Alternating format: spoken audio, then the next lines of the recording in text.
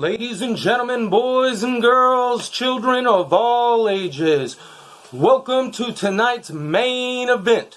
We have Mayo Hosko coming at you at 60 frames per second, 4K resolution, no sugar, no filler, just real whole egg! Let's get ready to Lego!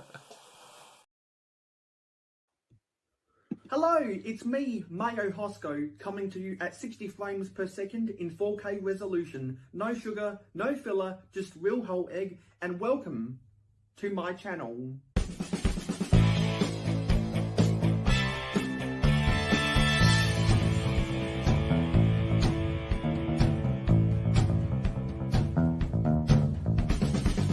Mayo Hosko, it's your boy, JP. Real whole egg. Everybody say real whole egg. Real whole egg. Real whole egg. Real whole egg. There we go. Capture that, Mayo. That's for you. That's for you. Everyone say real whole egg at the same time. 1, 2, 3. Real whole egg. Sweet. I'll cap that and then add it to the intro. That's kind of fucked up though. It's a little off-centered.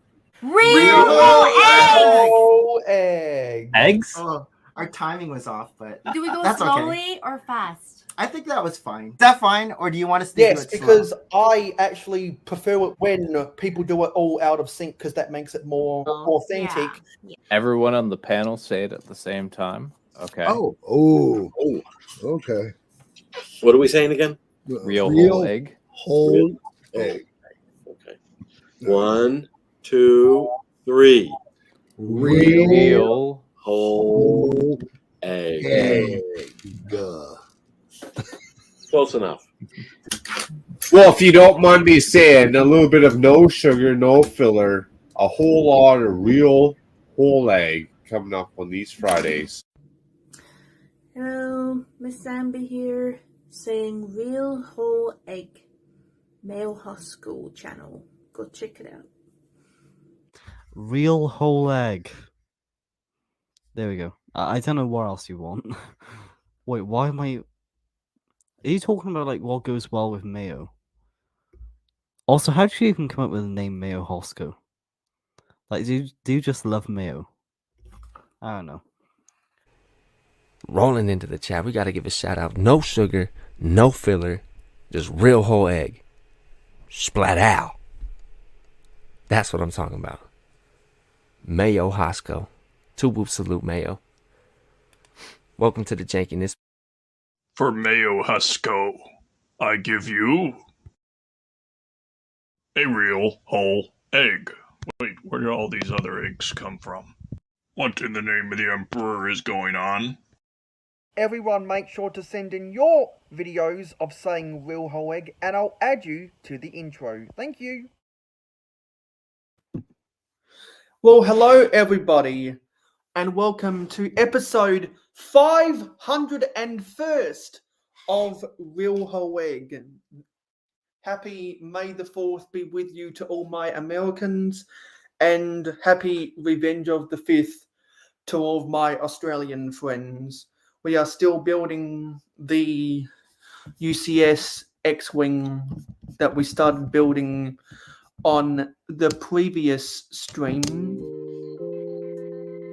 and we have got some cool Star Wars people that might come into the panel today. Just waiting for them to accept their invites. I'm a little bit behind. I'm still building bag 2. This is where we got to on the end of bag 2 of the X-Wing, and we will be drawing the winner for the giveaway today that we've been running as a part of my birthday. And so Will Harper, who is in the chat, will be on here shortly. And we also have Johnny G in there as well. So it's going to be a fun time,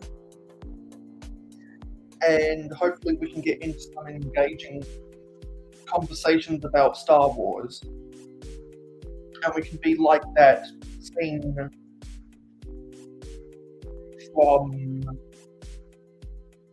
The Simpsons, where I think it's Mark Hamill goes to the kids and tries to sell them insurance, and then they tell him to shut up and talk about Star Wars. Hopefully the environment will be like that for the whole stream. If you know the scene I'm talking about, then you get a cookie.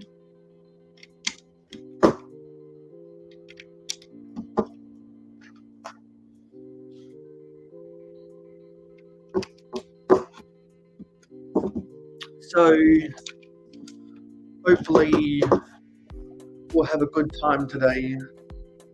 I went back last night and rewatched the Family Guy versions of Star Wars, because they did spoofs of the original trilogy. A New Hope was Blue Harvest. Empire Strikes Back was something Dark Side, and Return of the Jedi was It's a Trap. So it's a trap, everybody. You've been caught in my Death Star tractor beam, and I've lured you into watching this live stream today. And apparently there's a space bus that goes around, and some of the lesser characters don't have their own ships. They have to ride in the space bus. So we're going to treat this live stream today as a space bus. So we know you have many options for the intergalactic space bus, and we thank you for choosing the Mayo Hosko channel as your space bus today. We know you have a lot of other options, so we're glad that you chose to ride with us. And hello, hey Dave. Dave's not here, man. Okay, so where are we up to? Yeah, we've done that, and we've done that. Oh yeah, there's one more back here. And I desperately need other people to talk about Star Wars, because I know almost nothing about Star Wars other than what other people tell me. And did I miss out on some pieces? I have some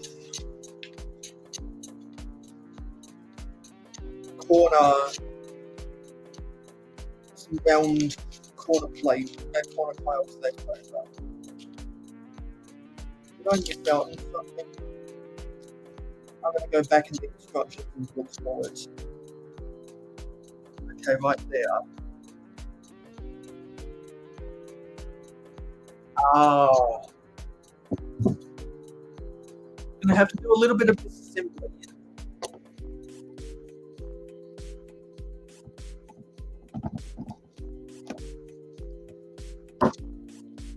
And this is going to feel like a pain. The way that this is built.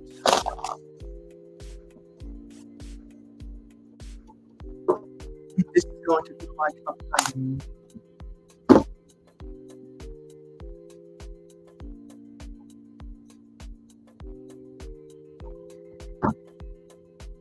I'll need us to take a slew of pieces off.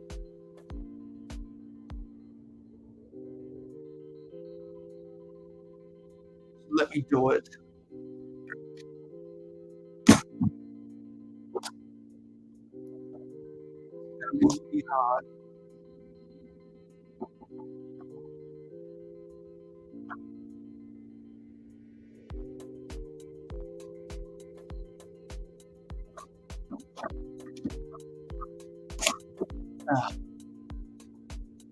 I'm not sure.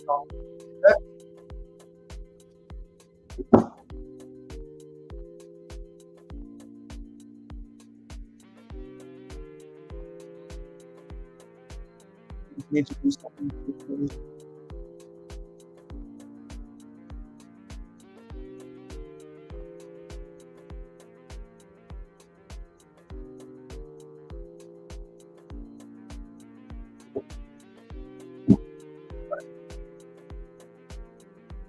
Okay, let's see if we can. Okay.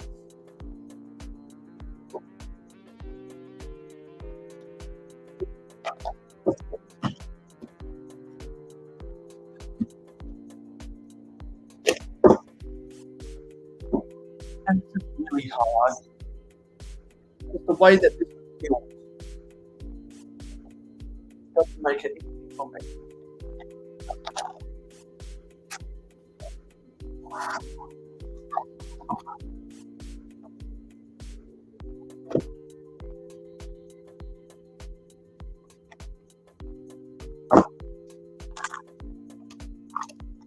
It's going to be a struggle. And we're just desperately waiting for Star Wars to come here and talk about Star Wars.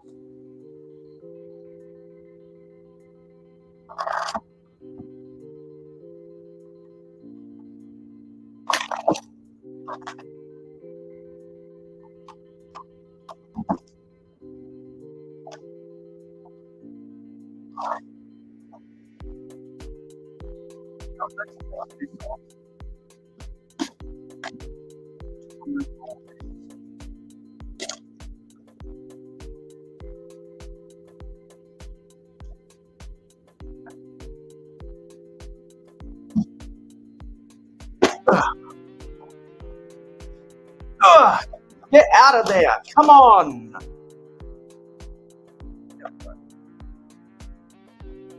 Hey Hive! Yeah, take all the time you need to set up your computer stuff, Hive. Just for those who don't know, Hive is one of the best Star Wars people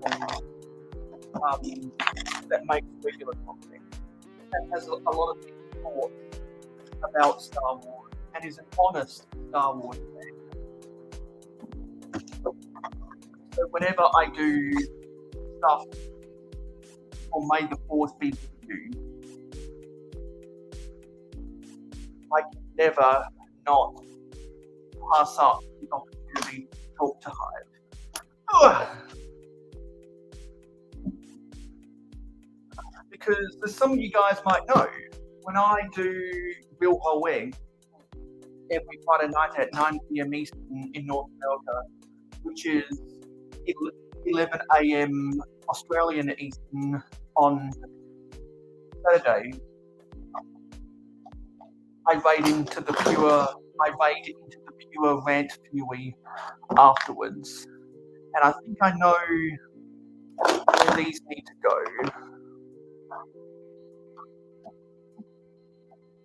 I need to do it around there. It's going to be tough to get out from under there. So we got Will setting up and probably Hive about to set up. And we also may have Old Rick Keld and Rick Maniac 81.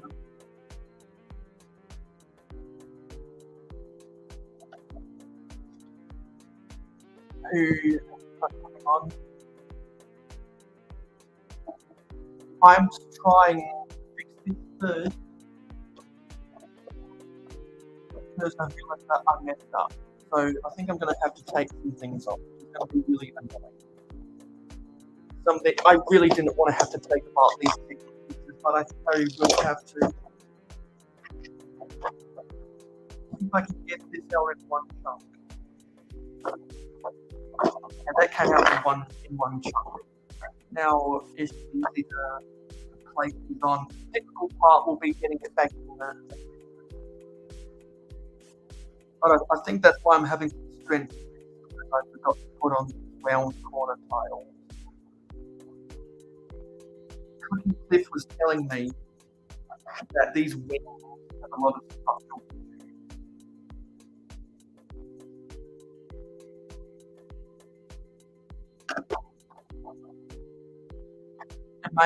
and maybe some people have structural issues because they forgot to put these tiles on. I don't know.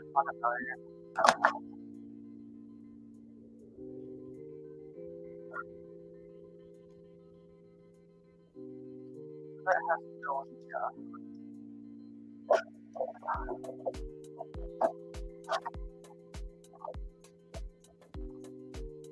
Okay, get back in there. That's smooth. That's a smooth movement of the X-wing.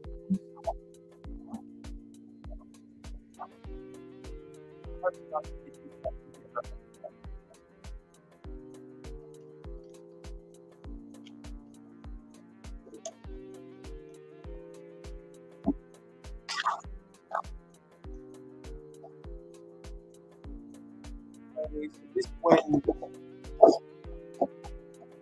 Oh, what did this go? I think this wing will go.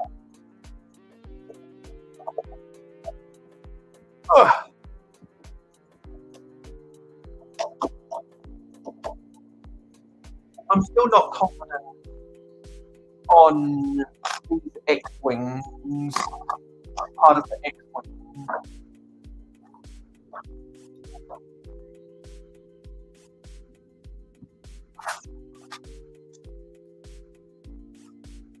Okay, I built this one. Supposed to go the other way.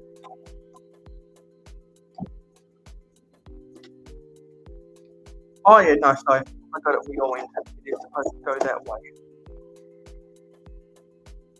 So we got those. We still got those. Got that greebling detail. Got those spikes up top. Now let's reattach these rubber bands.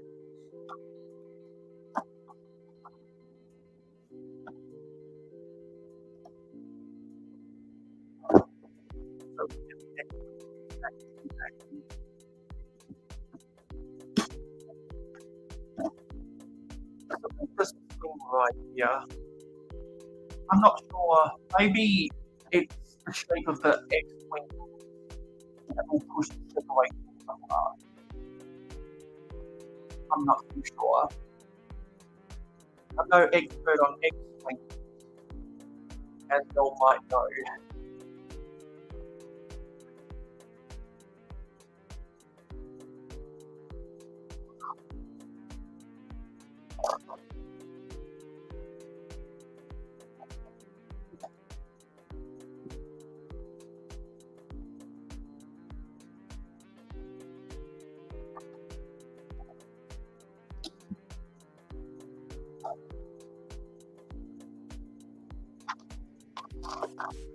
I just hope I can smoothly put it back together.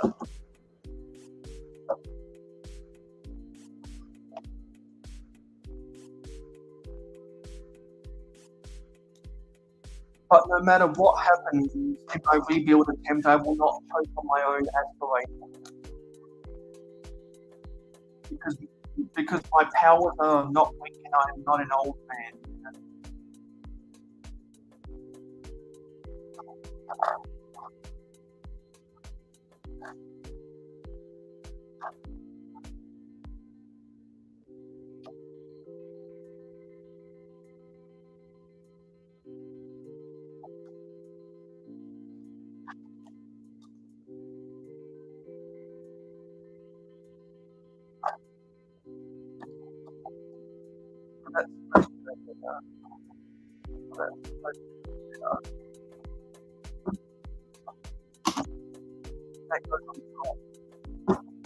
Hello, Lego Cindy.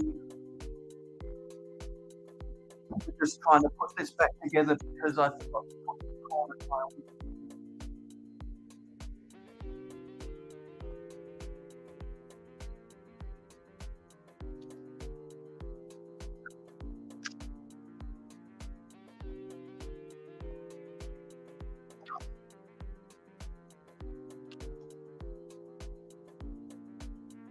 I made some errors when I was doing this thing.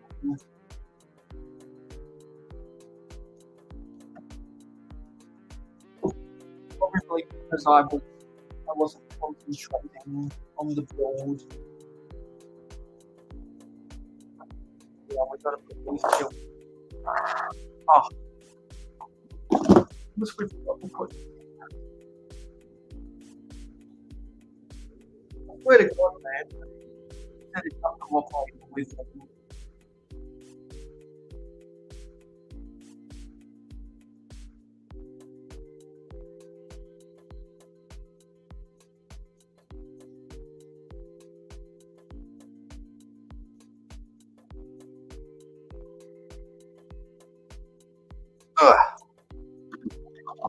Okay, there we go.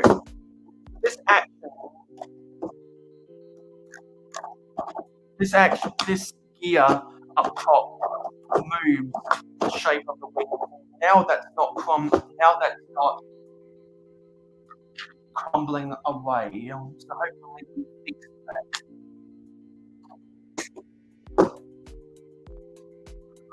Oh yeah, and then we got to put these to place that space.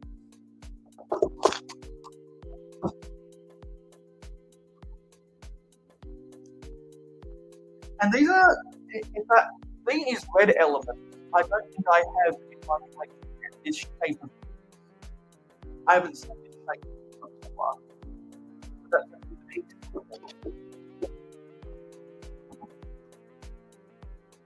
And we got Will backstage, so let's get Will on. What's going on? May the 4th be with you. Order 66. How you doing? I'm doing good. I paid 60 portions of this set back in October, I think it was. Hold on, what are you building? The UCS X-Wing. Oh, alright. I just got the keychain of the pilot today, or yesterday rather, and I ripped the keychain out of his head. Is that one of the X-Wing pilots that isn't Red 5, or is it Luke Skywalker as Red 5? It's Luke Skywalker. Okay. It's the same figure that comes with the set you have right there, except for it was a keychain, so like you can't take it apart. You can take the head off and switch it. But it's like gray. The neck is gray, and it's like attached from the waist. And if it's got the printing on the neck, that means it's before 2008, right? The printing on the neck. Oh, I couldn't even tell you about that. Because somewhere in the 2000s, they decided that they no longer needed to print the little bit of white on the neck. I have no idea what I just did with that helmet. Dropped it somewhere. Oh shit, did I just... Oh yeah, I needed to put this in.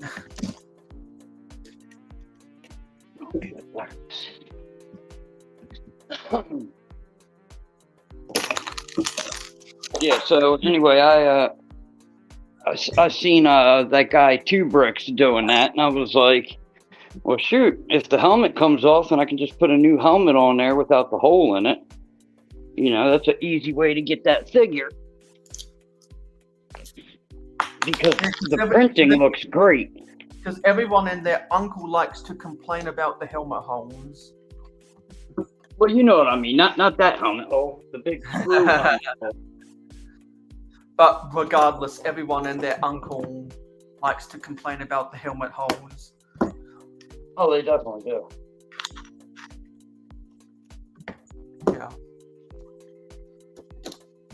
So, did you get some nice Annapolis rain yesterday? All right. So while I was streaming last night,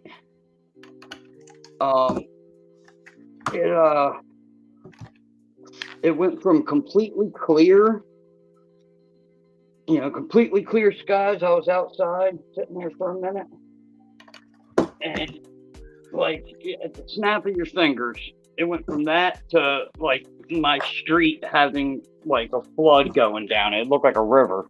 Wow. Like I live on a incline, like I'm at the top of a parking lot, but there was still like a good 1.5 inches of water, just like 1.5 inches water tall, just rolling right on down the parking lot. Just floating away down there. Right. Now I don't live on the bottom floor. I have the second and the third floor. But I don't know. I was telling Hive because I know he lives by the water, and in his basement, all his outlets are up higher because of like the flood zone that they're in or whatever. So I was like, man, if that happened here, I hope you don't have problems over there. Yeah, I know a bunch of people on the East Coast that they live on a floodplain because various states have a floodplain, and their basements are specifically built above the ground level outside of their basement, if they have an outside of their basement. Right. Kind of like the reason why there are no basements in Louisiana unless you live on a hill. Yeah, exactly. And like that's his house. His basement is the first floor. Like his garage is technically in his basement. And when you pull up to his house, like there's steps that go up to like the deck, and it's like a wraparound deck around his whole house. And like you get up to his front door, and then that's the first floor, even though you had to go up a floor to get to it. Because, like you said, you're not in the ground with a basement when you're that close to water. And when you said deck, I thought you were going to say the Dagobah system. What's that? When you said deck, I thought you were going to say the Dagobah system. Oh. Nah, I love Star Wars, but I'm not that good with trying to push Star Wars into like normal conversation. I would try to do that, but I don't think I'd be good at it. Today is the day where I pull out all of the Star Wars references as possible. Yeah. I mean, if you're gonna do it, today would be the day. So. Yeah. I don't know which swamp is better, the Dagobah swamp or the Naboo swamp. Dagobah swamp is more swampy. Yeah. Because I'm trying to think about some of the swamp Star Wars sets that they've done. We got that diorama of the Dagobah swamp, but we got that really cool Naboo swamp set back in 1999. That had some really cool foliage. I think it had the seaweed. I think that was. Yeah. It had the same seaweed piece as some of the Aqua Zone sets. That was one of my favorite. Probably one of my favorite sub builds of any Star Wars set ever was that small little Naboo swamp. If anyone knows what I'm talking about, you know how rather charming it is. And I'm a sucker for the green parts of Star Wars, like the Naboo forest. No, sorry, the Naboo swamp, the Dagobah swamp, the forest of Endor. I'm a sucker for that type of stuff, and I'm also a sucker for the desert planets, especially if they actually have space suburbia, because of my liking for some of the adventurers sets and some of the Indiana Jones sets, and also some of the Western sets. Like the 2014 version of Mos Eisley's Cantina that had everyone's favorite Star Wars vehicle, Luke's land speeder. Yeah, I know exactly which one you're talking about. The 2014 version of that is just a really good playset. It's much better than the 2018 version, and it's much more, I guess, manageable is the right word compared to the Master Builder version. I was really tempted. Somebody said, "Is there sound? Is your sound? Is something going on with your sound?" Well, I can hear. You guys hear us? I can hear you. Can you? Yeah, hear I can me? hear you just fine. I could hear you before I joined, so I didn't know there was anything wrong. But I see somebody wrote that. Maybe someone accidentally put their mute on.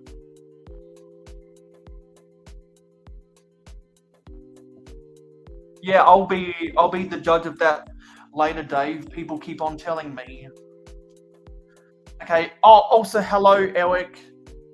Bricklock says it sounds fine, so it must be an individual user problem.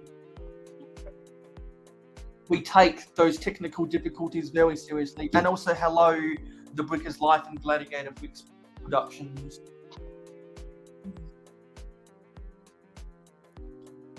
Because if there's any technical difficulties, we will stop everything immediately and try and figure it out.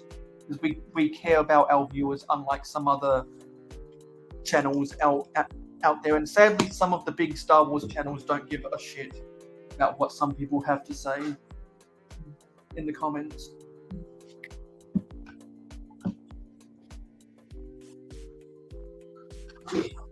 Okay, looks like we got this done, so we can move on to bag 3.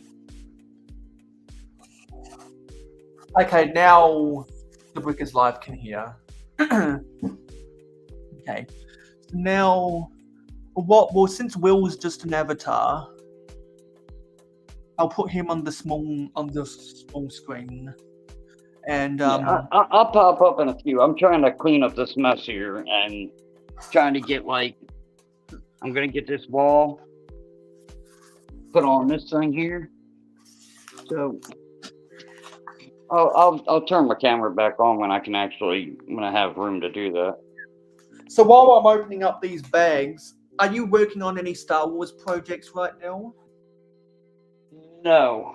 I have all the stuff that I got the other day for May 4th, but I'm trying to get all these city mocks that I have done before I start anything else. Because I just have what do I got? 1, 2, 3, 4, 5. I have 5 different projects, 6 different projects that I still have not finished. You know what I mean? And it's getting boring. I'm getting tired of having so many projects that's sitting around not finished, just taking up more space than they really need to.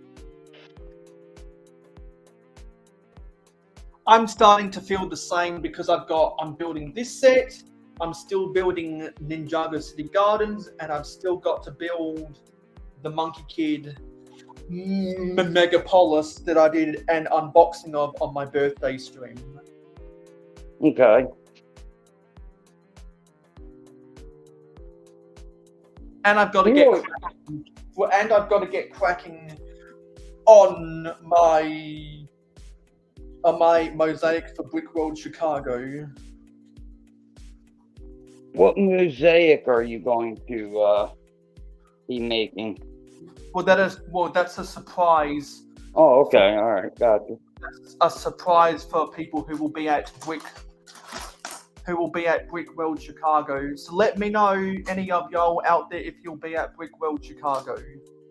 And even if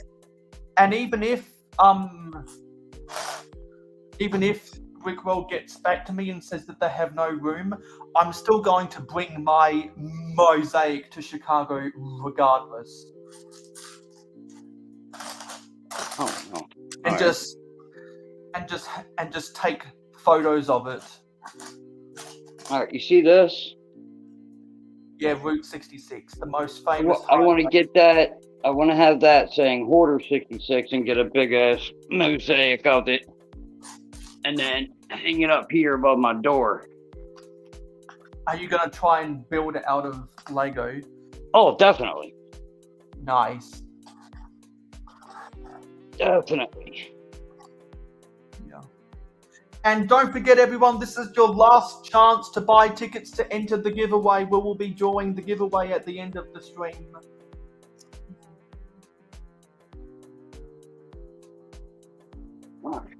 Can I get this? You know, I thought I had a lot of building space with these tables, but as soon as you put a couple different things on here, man, you really don't have any space again. Yeah, it goes up real quickly.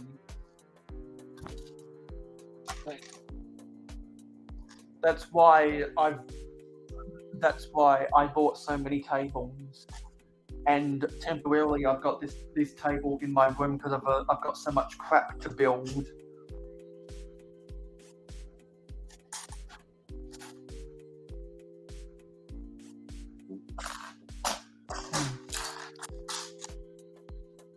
Yeah, so I've been looking at what other people have been doing for May the 4th be with you, and people really jumped at the Star Wars sets for their May 4th promos, because when I looked at the Australian Lego website yesterday after my stream, I was looking at which sets have either sold out or are on back order, and it's about 75% of the Star Wars sets. Yeah. Because all of the Star Wars fans wait for the May 4th promos to buy their stuff, or I mean, it makes sense. Or they drop money immediately and get the new UCS set that always comes out, or they have enough cash in their pocket that they do both and they get multiple promos. But something I am going to edit after I get my homework done today is I'm going to very quickly do a reaction video to something that Skyren did, who is also a Star Wars fan. And he does a video series called ASA, where people ask him questions, and a lot of people ask him stuff about Star Wars and Marvel and a bit of other random stuff. So he gets a lot of questions about Star Wars. And so a while ago, I asked him what he thinks about the coins and the patches, and he said that they are a waste of time. And he put it better than what I've seen from other people complaining.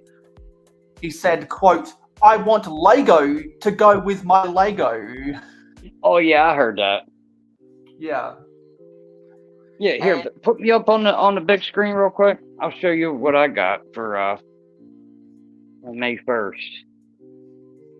Okay. So I purposely saved that for May 1st or May 4th, whatever you want to say, because I knew it'd be enough to get all the promos.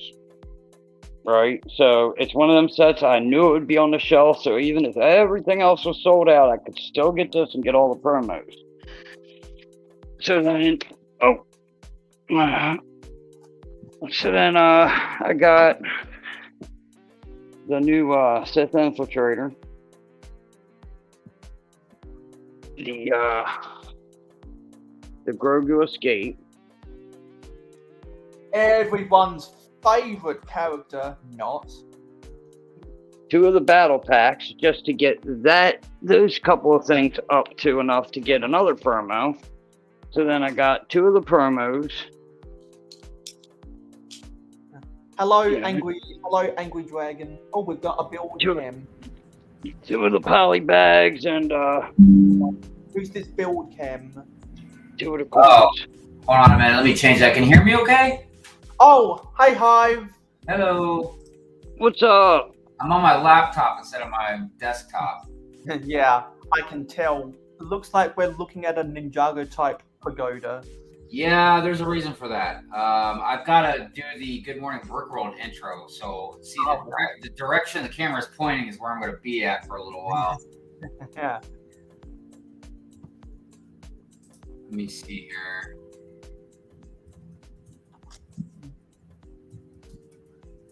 Behind the scenes, mid-process. There we go. All right. Just as long as you guys can hear me, because, like I said, I'll be kind of all over the place.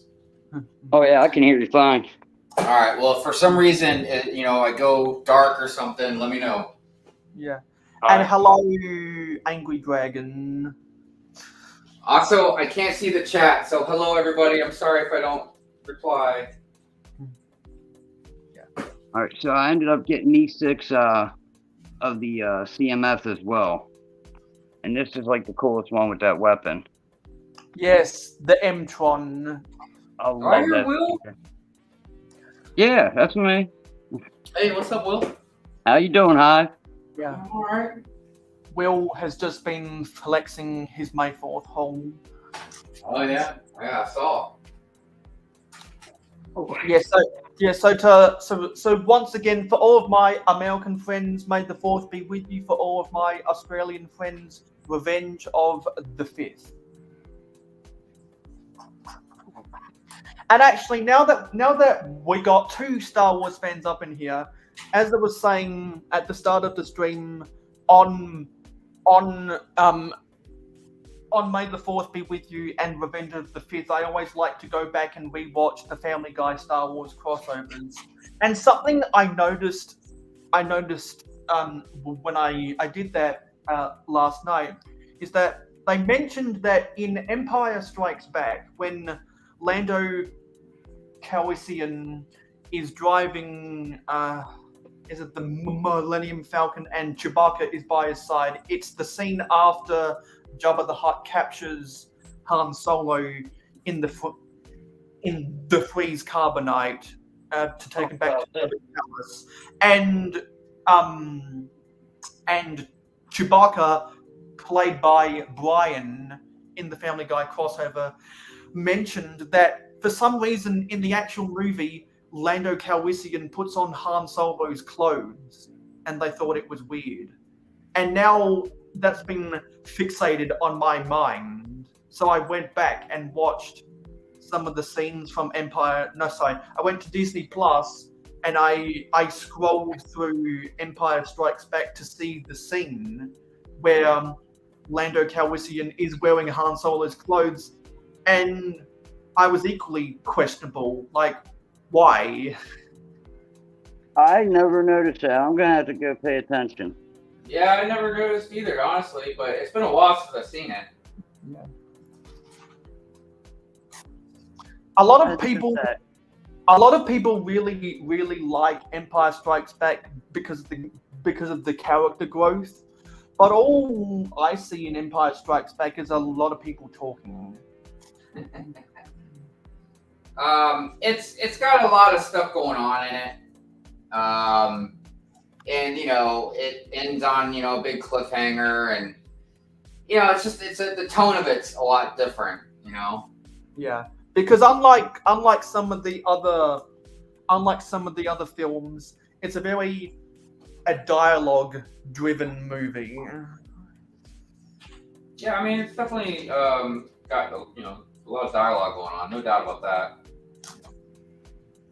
And I always, whenever I do my rewatch, I always look forward to the scene where, in the Family Guy crossover of Return of the Jedi, which they called "It's a Trap," which was in season 9.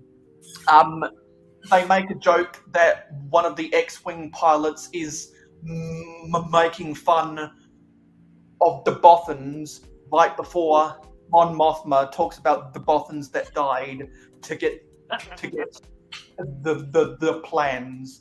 I always think that's funny, much like how I think it's funny when Peter Griffin, who plays Han Solo, is driving the Millennium Falcon when the TIE fighters are on his tail, and he talks about the really cool maneuvers that he makes, and he just strides off slightly to the left, and because the pilots are just as dumb as the stormtroopers, they can't catch him.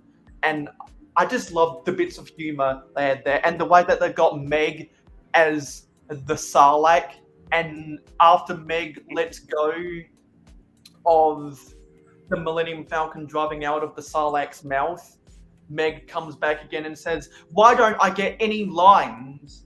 And so the Millennium Falcon comes back to the Sarlacc and says, "Shut up, Meg." I always like that humor.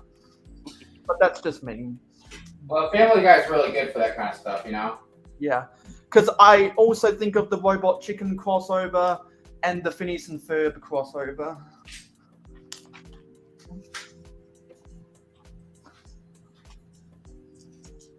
Because Star Wars has some of the biggest spoofs of all media ever, because it's so popular that other media knows when they do Star Wars crossovers, they'll get big ratings no matter how sorry or pathetic their TV shows are. Yeah, Star Wars is pretty famous. Because Star Wars was on earlier. Yeah, because Star Wars has that staying power in Hollywood. Well, we'll see for how long. Yes, because the less we say about people like David Filoni, Kathleen Kennedy, and Ryan Johnson, the better. Because otherwise, this will just turn into a pure rant fury. Oh, talk to the man. It is what it is, you know? Yeah, it is. But I will say to anyone watching this right now who's never watched a pure rant fury, you're living under a rock.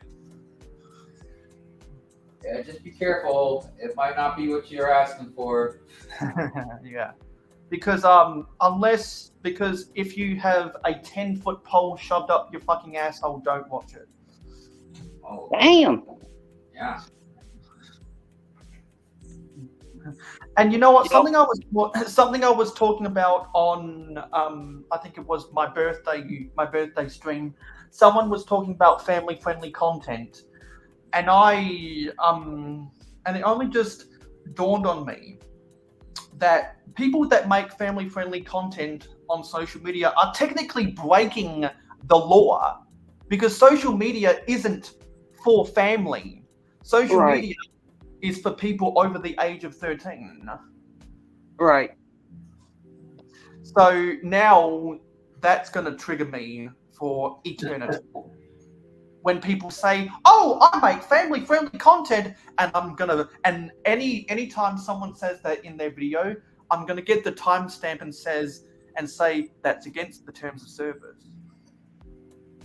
Well, try and look at it as in maybe they just mean it like the style of the content, not necessarily the direction towards the audience. Yeah. Like maybe they when they say that, they just mean like it's, you know, very friendly in general, like you could sort of like elevator music or something, you know? Yeah. So maybe it's actually that when people say they make family-friendly content, they're using the wrong terms. Well, I was just, saying maybe that's something that can help you, so you won't get so upset by it. Yeah, because I know all too well about people getting upset over insignificant little details that don't matter. Like $150 book. Oh yeah, that thing. Pretty sad. Yeah, because we're getting all these staple characters and Darth Maul for some reason, but we can't get re-releases of people like Mon Mothma. I want Mon Mothma.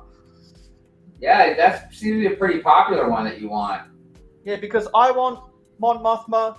Polygon Film wants more costumes of Padme. There's a bunch of people out there who really miss the polybags that had exclusive characters. there's just a lot of things that could be done better. Agreed. And Agreed. and as members of the human race in democratic countries and users on the internet, we have the right to complain. Darn tootin'. I'm just pulling out all the cliches right now. It's your duty.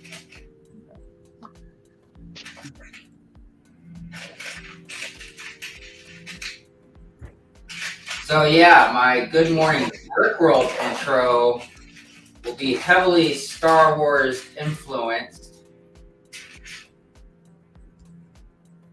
Of course. For May the 4th be with you. And when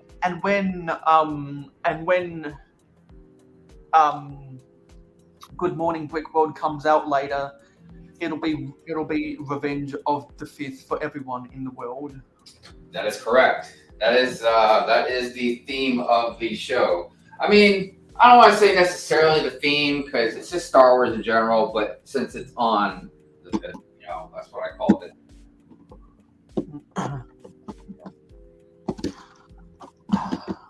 Well, I gotta get your and Will's sick fig up in here, man.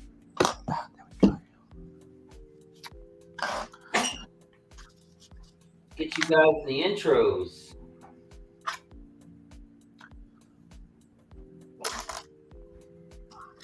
So what's going on in chat? Yeah, let me look at what's happening in the chat. My big thing, I actually use the one of the older Ice Planet torsos, and now that the Ice Planet CMF is out, I'm thinking about changing my torso to that. Oh, right on. Yeah, speaking of Ice Planet, someone talked about Ice Planet down here. Gladiator says, I have 2 of the Ice Planet Space Warriors.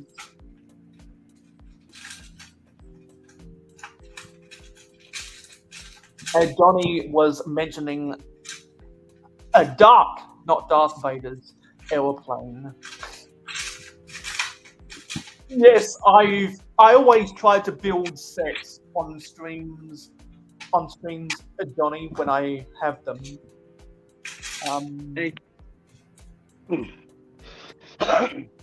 And Dave says, Mayo, that UCS X-Wing is so shit, man. It's so fragile. I don't even touch it just in case it starts falling apart. Plus the illegal build with the front front thrusters with the 2x2 tile just wed. I'll be the judge of that when I have the complete model, because people keep on telling me about the fragility of the set. Gladiator says, been having fun building and making stop motion today, and got some new raised base plates. May the 4th be with you, and also with you. Dave has, I guess Dave has a lot of stuff in his backlog. Yes, thank you for the happy belated birthday. If anyone out there had forgot to wish me one, technically you can send me a belated one until April 29th, 2025. Gladiator says, fun fact, today I bought an Indiana Jones set that came with a World War II plane. Dragon says, who excited for that Lego truck? I've seen pictures of it, and I'm not all that excited about most sets, to be honest. Hello, Stud Sidious. What's up, Sidious? So I was trying to find as many, I don't know if you guys can see it or not. I was trying to find as many lightsabers as I could. All right. Well, I was trying to give as many sig figs a lightsaber as I could. The ones that don't have a sig or a lightsaber are going to have to just have a blaster, maybe. Some lightsaber hilts? No, I just lightsabers in general. Yeah. Not just I got thousands of hilts, man. I just Oh, you need like the bars? Yeah. I mean, I've got a lot. I mean, I've got right now in my hand, I've got 3, 8, 6, 9, 12. I mean, I've got about 12 in my hand. And then there's a few that have it already, and then the dark side users already got theirs. I'll just scrounge around, see if I can find any more. Oh, there's one. Yeah, I wasn't gonna ask unless I saw you in the chat, Stud, because I know that you're always busy doing stuff with your job. If you want to come onto the panel and talk about Star Wars, I'm more than happy to send you an invite. You ready to see something not safe for work? What? Said, are you guys ready to see something that's not safe for work? Okay. I've been working on this little stupid thing just because the parts are sitting here and I think it's hilarious. Let us be the judge. I cannot see, so you'll have to give me a minute. Oh, is that with a slave layer? Ooh, that sounds nice. Looks like Ahsoka's up in there too. Oh, I see. It's Ahsoka and Leia. Oh shit! Hold on, there's a spider. Ah, goddamn. At a strip pole. That's funny. Fuck, man. And you got some of the CMFs giving them money. Oh yeah, that's hot. That's hot. That's hot. That's hot. They better have them dollar bills. Yeah, that just reminds me of the Thick and Bricks Foxy Blocks club that I saw at Brick World Chicago in the flesh. The Brickers Live says use the Force to get what you want, and I'll use the Force to get what I want by reminding everyone to make sure to choke that like button, or I will choke you with the Force. Thanks, Dave. Appreciate it.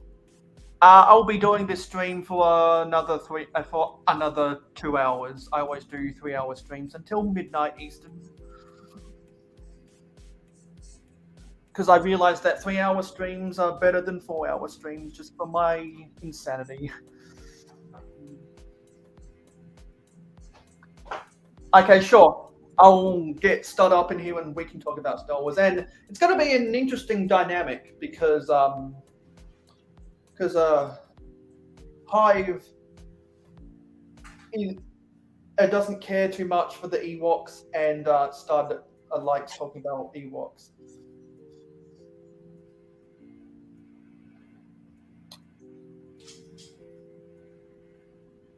Okay, let's go to Stud. I wonder if Stud's been working on anything Star Wars lately. We'll have to ask once I can find him in my DMs. Stud Studios. There he is. Okay, let's get this out to Stud.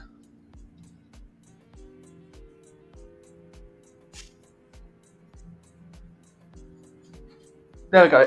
And you just saw it. Okay, so we got that part figured out. Now we're building some greebling on top of the engine. Something I always like about the UCS ships is they come with a lot of greebling. Oh yeah.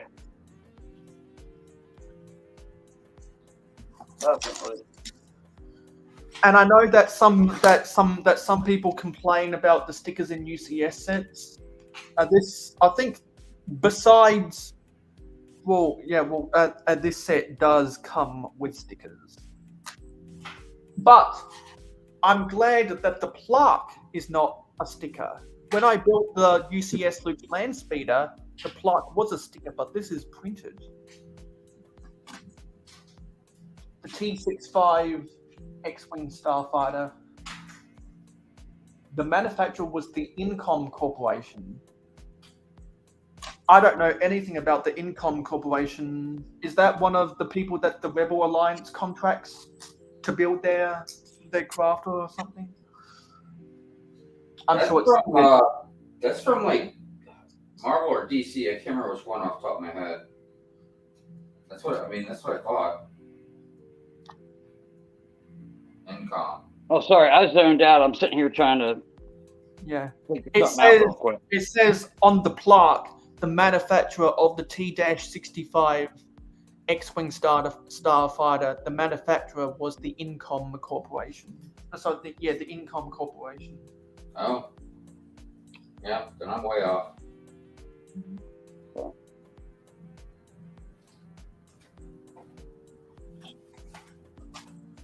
And the navigation, says navigation system astromech droid. Does that mean that the astromech droids are the GPSs type things of the X-Wings?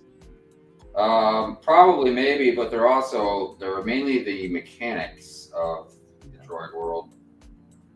Yeah, because I always just thought that that they were passengers of the pilots, like as a utility bot. But that's kind of cool if they're physical operations of the X-Wings. That's cool. Hey, Stud. What's up, guys? What's up, City? How is Bridgeport, Connecticut? I'm actually in Brooklyn right now. Nice. That's why I have to see better lighting. Usually I'm in the dark section. Dude, I saw this, but this is what I wanted to show you, dude. My Darth Vader pod racer. Ooh! Yeah, that's hot. That's what's up. I like it. Oh, crap. There goes the Tusken weapon. But I've had this built for a long time, but it's going to actually have, like, you know, the rock work behind it and sit on, like, a diorama display stand and have rock work with, like, Tuskens and Jawas hidden in the rocks and stuff. Okay. So I have to extend this base out to really do what I want to do, but it came out pretty good. I want to know, too, if they have the tubes. Lego makes the tubes. I have them translucent with, like, yellow inside. I want to know if they have them with red inside. I gotta find that out. Those tubes, they're not just flat tubes. They're they have like shape to them. Actually, I think hold on. Are you talking? They're these like tubes. that. They have like like that. I don't want ones with red inside. Oh, okay. Yeah, you know it's not just like the flat tube, though, right? It's the rigid. Yeah. Like, because that's what these oh, are. okay. These All are right. these are the same thing. They're red. All right. Yeah, I don't have any red. I do have that thing, man. I mean, I have black. I love that the piece. black ones. The black ones were short, and the gray. I was like, you know what? I gotta have red there for lightsaber. So I think it looks cool with the red. Right. Okay. Red 4 to red 5.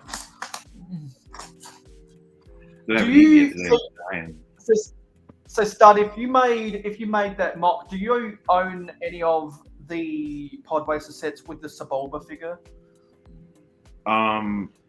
Probably do broken down. I know I have the 25th or the 20th anniversary, whichever was the last one they did before the diorama with the little Anakin figure. It came with like a 25th anniversary. I don't know if it was 20th anniversary. Those only came out like 4 years ago of Anakin. Yeah, the 20th anniversary pod racer. I have that one. I do have the old one with Sebulba somewhere. But you know, I break all my sets now. Yeah. I wouldn't even know about the character Sebulba if it wasn't for review channels that reviewed the pod racer sets. Dude, I found something cool today. I was working on a classic space mock, and this I love these it came with a little creator drone set, these little classic space like droid dude. But he's usually got white arms, and this girl came with translucent arms. So I switched him, and he looks so much better because he has a translucent head with these translucent arms. That was that little sick. $10 helicopter, like it was like not they call it a helicopter, drone, but like futuristic helicopter. a drone, yeah. I want these droids in my classic space mocks, but he looks so much better, dude. The translucent arms, and the prints match him exactly. And I just because I got extras of this, and I just took her arms off and started. I need to get more of him now because I want to put a few of them. I'm making this huge classic space like. I had the Moon Command base. I don't know if it's exactly called that, but it's the one that had the crater base plates and everything. It's something command base. It's one of the old classic space sets. It was like one of the first big sets I had as a kid, and I'm like redoing that, just like all fully detailed though, like my version of it. So I want to get a bunch of these boots.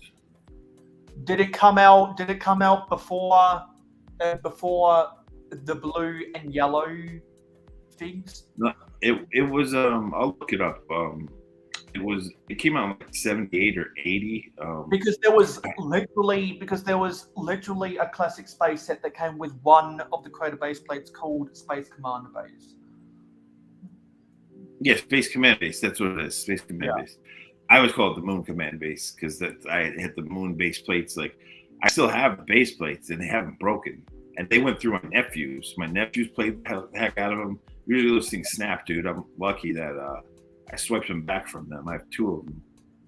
Well, 2 sets of them because my brother had the same thing. So I have 4 of those base plates and none of them broke. But my space monorail, my mom gave it to my nephew. He's got it. I'm still pissed. I go in his bedroom and I see it sitting there. I want to take it so bad. Sorry. But like, look at how cool he looks. So much better without the white arms. With the white arms, he looked good. But dude, these prints look perfect. Well, that's like the you remember the Chrome Darth Vader that came out in like 2009 or whatever? It was just in 1 in 10,000 sets. You just found it. The Chrome one. Yeah. Yeah. So I had got that back then when I came. I was just buying sets for my daughter when she was young, and I got just a couple sets for me. I happened to get it. Had no idea it was special or anything. Gave it to my nephew. He destroyed it. Of course, my niece saw the little pink babies, and she's like, "If you get extras, give me some." Like, and I did get like 5 of these things, dude. Those scan apps, man, they suck. Whatever dude made them, like, and it's not their fault because Lego, all the QR codes are, there's 2 different kinds, but only like a quarter of them will scan, and like Lego is not going to support it. If Lego wanted to support us scanning the boxes, they would make the QR codes very bold. It would be a graphic designer would place it on the box. It wouldn't be that white stamp on the white patch, and they would all be the same size. So, like, I don't think Lego's ever going to support it. The fans are going to keep making apps, and I hope the D&D figs have the QR codes that can be scanned. But they're really kind of pointless, the apps, because you can only scan like a quarter of the figs. The rest don't work. So. And the camera's really choppy. I've been able to scan all of them. Just sometimes you have to really move them around. Like if you just have it right on there, it won't read it, or it'll read the SKU instead of the QR code. So like you have to stick your thumb over the SKU and then like go back and forth back. That's what I had to do to get them to work. I've never bothered with any of the scan apps. Because I don't really go out and buy a lot of CMFs. I normally just buy CMFs, the complete collection on eBay when people are trying to liquidate the rest of their boxes. And even then, I don't buy since I've boycotted the CMFs. I'm probably just gonna go to Bricklink. Oops.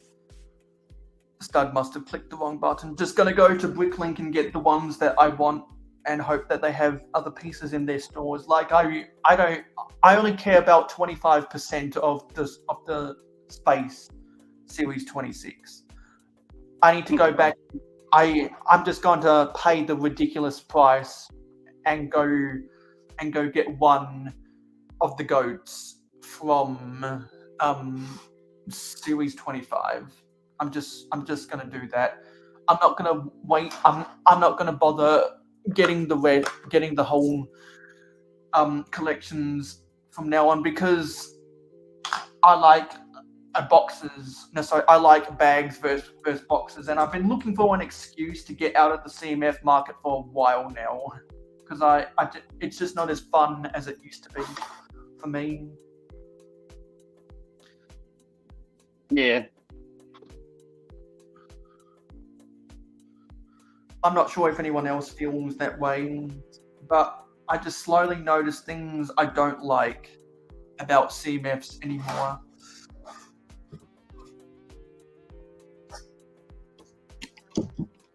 And a lot of them feel the same.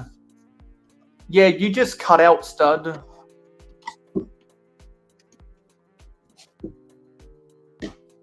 I know some people, what happens on their end is they have a small glitch in their internet and it knocks out their Wi-Fi for half a second, and so they come out of Yeah, definitely had a lot of issues with CMFs, but if they continue to use this QR code thing, man, I probably ain't gonna say another word for the most part. What's your beef with the CMF line right now?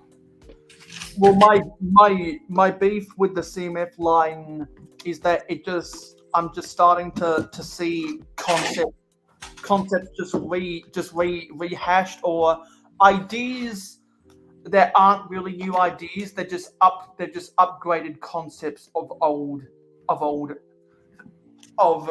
figs, and it's not just. Well, we've gotten the gender swaps for a while now. I don't have a problem with the gender swaps. Are you talking about CMFs? Yes. What I have. What's gender swapped in the CMFs? I'm confused.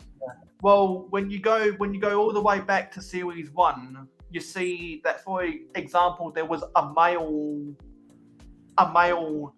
rocker, and then there was a female rocker.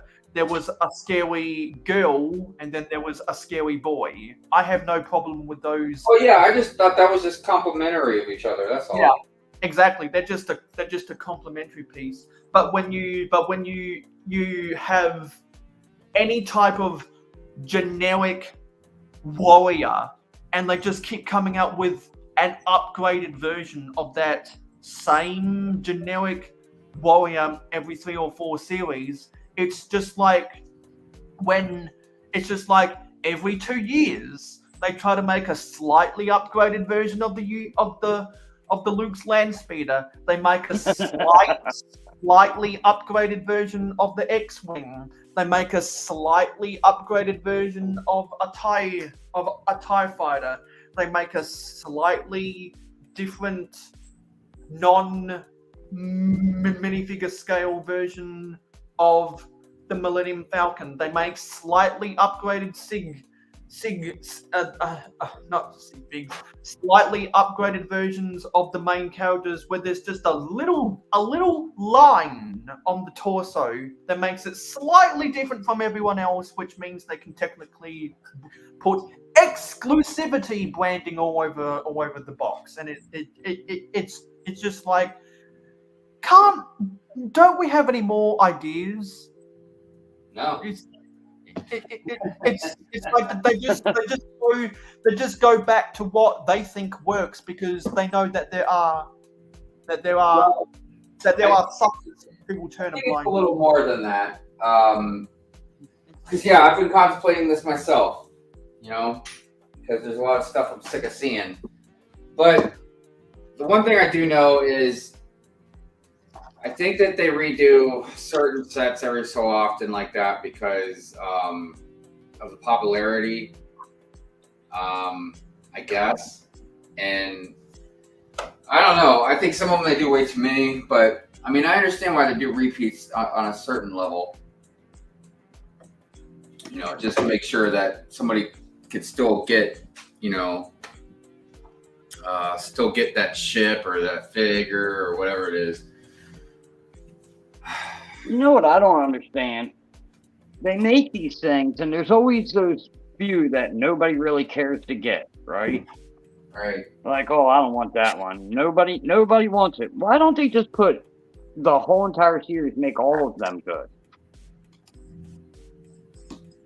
I know good is subjective, but there's certain ones that everybody would love versus other ones that they put out that everybody's like, why'd you even put this in a CMF? And it's always the one that you get 20 copies of. Yeah, that's a big mystery. like, because this is a Star Wars stream, I gave Star Wars examples. But if I was doing a regular stream, I would give the examples of the police cars and the fire engines. And one of my pet peeves is when they upgraded the width of all of the police cars from 4 wide to 6 wide. I was like, really? Are we doing this now just to make the sets a bigger scale?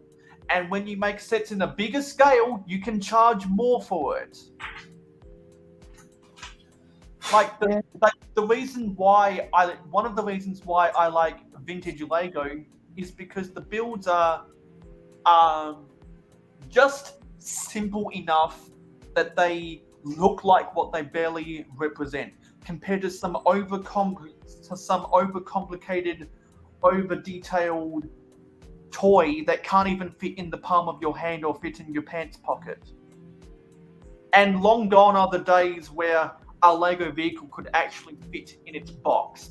Because when I went to Brickvention, I bought the excavator / a digger set 614. That is an antique set because it came out in 1974, which means it's 50 years old, and that can fit in its box. The tipper truck set 612, or whatever the American number is, that Briggsar is famous for, that set can fit in its box. Not too many sets nowadays can fit in its box. And that's just something charming I miss about the old days. So it's something you think about. Do you want these things to be ultra realistic, like a scale model, or do you want it to be a children's toy? Is the dynamic I'm finding with a lot of these rehashed versions of the same set over and over again. Yeah. Oh. You know something about Darth Revan? I don't think it's talked about enough. Is he comes with a chrome lightsaber hilt. I just don't feel like that gets talked about enough. You said he didn't come with it? I mean, I believe he did. Did? You got all right. The one that I bought off Jay had one. Okay. Yeah, because I think when they were still making them here and there. Because what was that? 2013, I think. Shit, I can't remember. I can't remember what year it came out. Somewhere's around there. I mean, it's possible it didn't. I might have just because like I've found a small handful of chrome lightsaber hilts when I bought a bunch of used Lego. So because I think I gave one away. I think I gave 2 away. I've got one right here with Darth Revan, and then I got one sitting over there on my desk. I don't know if I got another one laying around or not. Yeah, when Pick and Bricks was trying to give away his Darth Revan, I don't think he spoke about the chrome silver. Sorry, the chrome lightsaber. Yeah, I was trying to get him to give me one of them. He had 3 of them. I was like, come on, Vic. He's the person that I got the was it Jabba's Palace and the Rancor pit? Yeah. And the whatchamacallit, the pit with the damn it, I'm not thinking straight today. The Sarlacc? The Sarlacc pit with the what's that vehicle that they kick you out of? Is it the skiff? You talking about the skiff? Yeah, the desert skiff. Yeah, there you go. That was one of the sets from 1999, the desert skiff, and the Naboo swamp, which I talked about earlier. He gave me both of those sets, and then the desert skiff all from like 2012, 2013, 2014, whatever it was. And I sold a bunch of stuff tonight on Whatnot. Did you? Yeah, I I've still got tons and tons of stuff to sell, including tons of Star Wars stuff.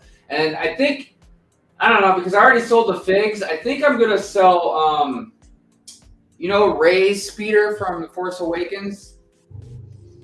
The bigger one. It looks almost like a giant Cadillac looking thing. Hold on. I got it right over here. Give me a minute and I'll grab it. I just have to go behind the city table.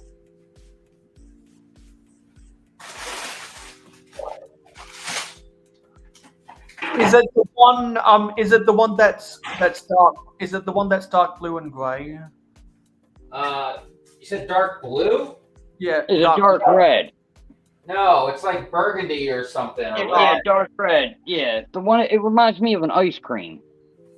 Yeah, like an ice and cream on so- on a stick that's all over. Yeah, I'm getting ready to sell that, and then General Grievous's wheel bike thing. And the what? Hold on, I'll show you. I'm grabbing it. And I think I'm gonna sell the Rancor pit. I mean, I'm gonna keep the Rancor for now, but I think I'm gonna sell the Rancor pit. Oh, I was thinking about that dark blue speeder from the Han Solo movie.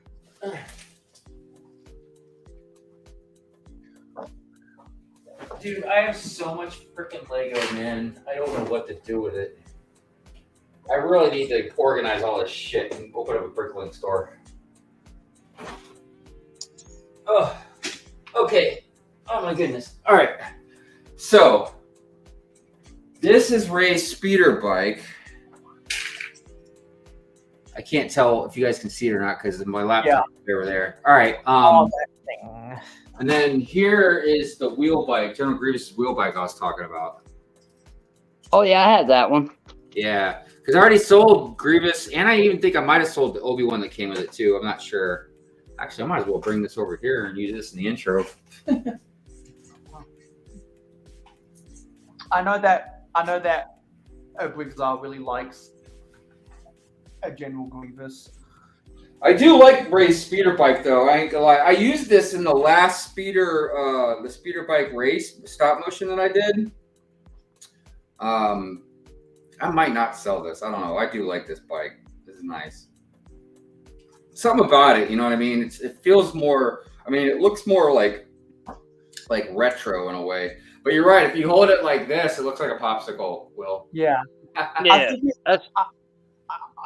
I think it's because that stub nose, and that stub nose kind of reminds me of some of the old tractors. Yes, good call, Mayo. That is a very good analogy because I mean, I didn't think tractor at first, but it does have that tractor feel. But you're right; it's the stub nose and that grill in the front. It definitely has a really interesting vibe to it. I like this actually. I'm not selling this thing. What am I thinking, dude? Yeah, because a lot of the old American roadsters don't have the most aerodynamic fronts. I just appreciated it was a unique, different speeder bike.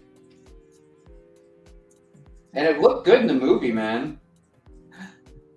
Oh, that reminds me. Will just dropped out for a second there. I hit the wrong button. Yeah, that reminds me. In the Family Guy, It's a Trap when they're on Endor, and they're doing the speeder bike chase. Instead of riding speeder bikes, they're riding actual bicycles.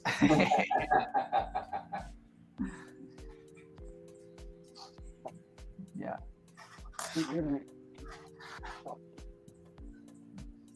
Yeah, I remember when Force Awakens came out because it was the giant hoopla of what is a Disney version of Star Wars going to be like. And when The Force Awakens came out, it ticked every single box that Disney needed to do. And at the time, it was the fourth highest grossing film of all time.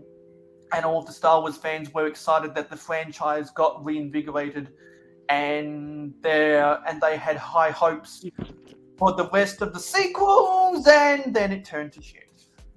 All right, so do you guys remember the in the book of Boba Fett, the girl on the scooter? Yes. So I made her with this scooter here. That looks like some of the parts disassembled from the 501st Battle Pack. Yeah, this thing is supposed to look like she hit General Grievous. With that front piece. Yeah, with all the mirrors and everything hanging all over the place, being like his arms and his legs and stuff. You know what? All those mirrors up front reminds me of one of the Dennis the Menace bikes. Not yet. How do I put this on?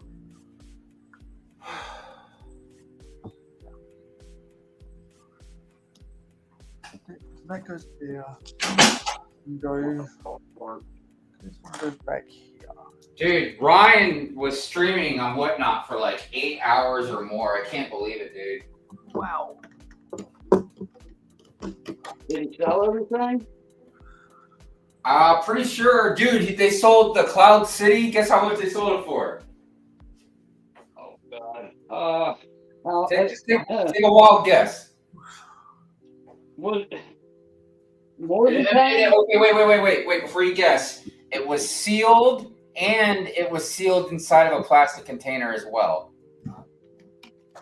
So it was extra minty fresh. $15,000. Now, look, you're not far off. I mean, you are, but you're not. It was just over 10. Oh my God. Yeah, man. Well, you know that whenever someone pays a ridiculous amount of money just because of the seller, it's because they want to clone their DNA. I mean, here's the thing, that I've learned ever since. I mean, I kind of already knew this just from collecting comics and stuff. But when I got into Lego, and then when we were like balls deep in Lego, what I learned is value is just determined on how much somebody wants something. I mean, and I already knew this, but you really see it in Lego because think about even if you don't, like for me, for instance, I will rarely spend a lot at once on Lego. The only time it happens is if I buy like a UCS set or something, right? Now I'll go to a couple $100, buying a bunch of sets or whatever. But but I do have a lot of money in Lego all around me. But I mean, some of it's just crazy, dude. But I mean, it's like if somebody wants, all right, like Darth Revan. If somebody, all right, no, I'll give you a better example. Okay, I have a couple of figures, or even like that Patronus from one of the Harry Potter sets, like the Deer Patronus, like that is only worth a few dollars, right? But I'm not selling it for that. If somebody wanted like those couple figs that are really important to me or whatever, or that Patronus, like they're going to have to offer me a lot more money than what the value is right now. And then it goes the opposite way. Like I have a Darth Revan and right now I think it's roughly, I mean, I think even a used one, not sealed, is roughly going for like $250, $300. I think a sealed one is about $500 right now. Ooh. Yeah. Which means, Will, if what you were saying is true, that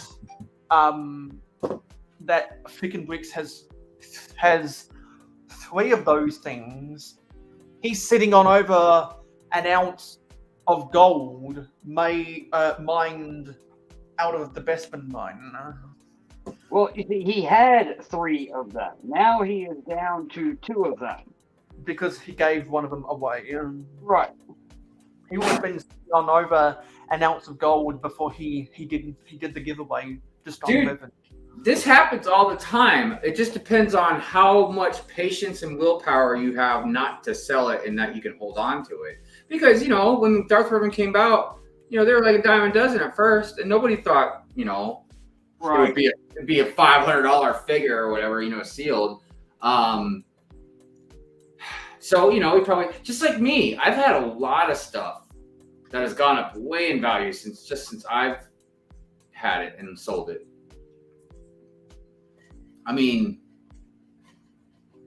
because I've sold most of my really exclusive or expensive figs. Shit, I think even Will's got some of them. Yeah, some of them. Like Krennic. I think you got Krennic, didn't you? Yeah, I got Krennic and I got some Sith troopers and something else from you. Yeah. I was gonna get that one figure from you, but I'm having a problem. I'll tell you something. If you could look, I know we've talked about it, and Mayo, I'm sorry for talking about this on your stream. I don't mean to do this because it's your stream, and I'm not trying to like talk about something else. But I just want to tell Will something real quick. It's just easier to talk instead of write. Will, I know we've talked about it or whatever, but whenever you want, you come out here. You can stay the weekend, dude. Shit, if it's before I start working again, you can stay for even longer than the weekend. You can stay here. We'd eat, be merry, you know, whatever, chill. And if you help me sort some stuff, I'll give you Krennic's shuttle. I'll give it to you. Since you got Krennic, I'll give you his shuttle. I mean, you know, we might have to dust it off a little bit. You know, it's sitting on a shelf, but I'll give you that if you'll. You know, I know you said you just helped me for free, but if you help me sort some of this freaking Lego, and not just you, like me and you would go up there, and Mrs. Hive will help us too. But I got to take it up there. We can't stay down here in the Lego room and do it. Right. But anyway, I might have to do that, huh? Yeah, like I said, man, you know, no rush. Just I don't want you to feel uncomfortable. Whenever you feel like it, man, just, you know, let me know. You know, you're more than welcome. Yeah, I'm always down to help sort because I actually really enjoy it. Well, and plus we've been talking about hanging out anyways again. You know, actually Wayne was talking about coming and hanging out too. I've been meaning to get a hold of him. I've just been busy. Yeah, he was supposed to come over. He was actually going to come over to my house to pick up an extra Omega figure I have. Oh, right on. I told him he could have it, and he was going to come over, but something came up, and then he was going to meet me at the Lego store, but I ended up falling asleep early that day, and I don't know. Stuff happens. Stuff happens. Yeah, people that get on that PPP end up sleeping a lot for no reason. I'll tell you what, Mayo. If you lived over here too, man, I'd be like, man, we'll get your butt over here. Yeah, because like you could stream from over here, man. Yeah, well, when I come to Brick Fair, Virginia, in 2026, I might have to take you up on that. Oh yeah, dude. If you're gonna be at Brick Fair, yeah, you better come visit me. Yeah, and because like how could I not do that? Oh, dude, and plus you can come to the cookout. Exactly. There's a lot of fun to be had at Virginia. Yeah, man, some good food, good times. This is dumb.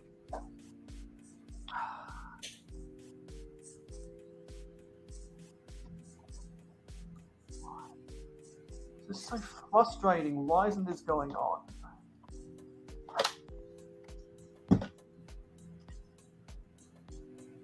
Oh, I see why. I had that offset by one stud.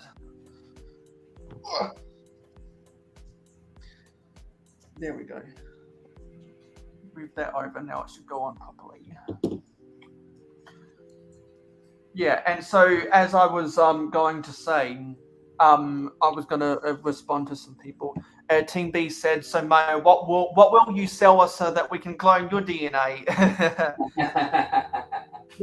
I'll sell my sig fig and get one of those syringes and spit on a crack plate. Get that get some of my spit out, put my sig fig into one of the baggies that the Bricklink sellers like to ship figures in, and then you'll have the DNA in that same bag to clone me. That's what I do.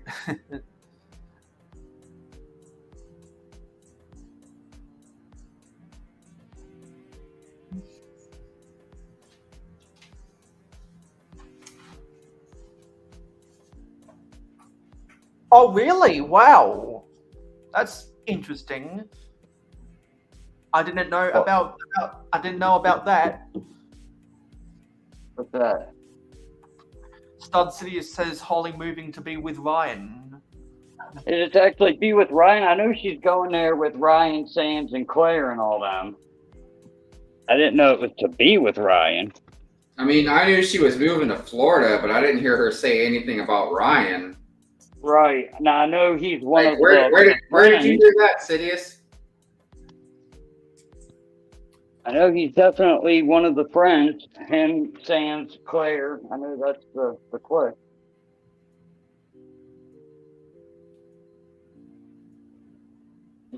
Oh, you said they think they're still together. That's the first time I'm hearing Sorry, about. I can see the chat now. I got it up on my phone.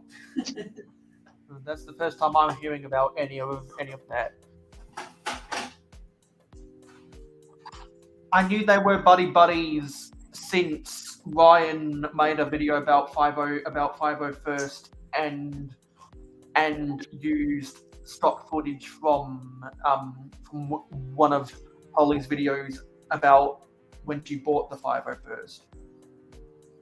Yeah, I don't know what with anybody, anymore. Really. Yeah, I don't know who's doing what or who's doing who. Well, the trolls just want to keep on being more creative and waste more of their time. You still got them condiments in your chat? Yeah, they're right here. They're just trying to get a rise out of me. They're gonna get a rise out of my cock. I think it's probably the same people who annoy you, because one of them followed me and then I blocked them.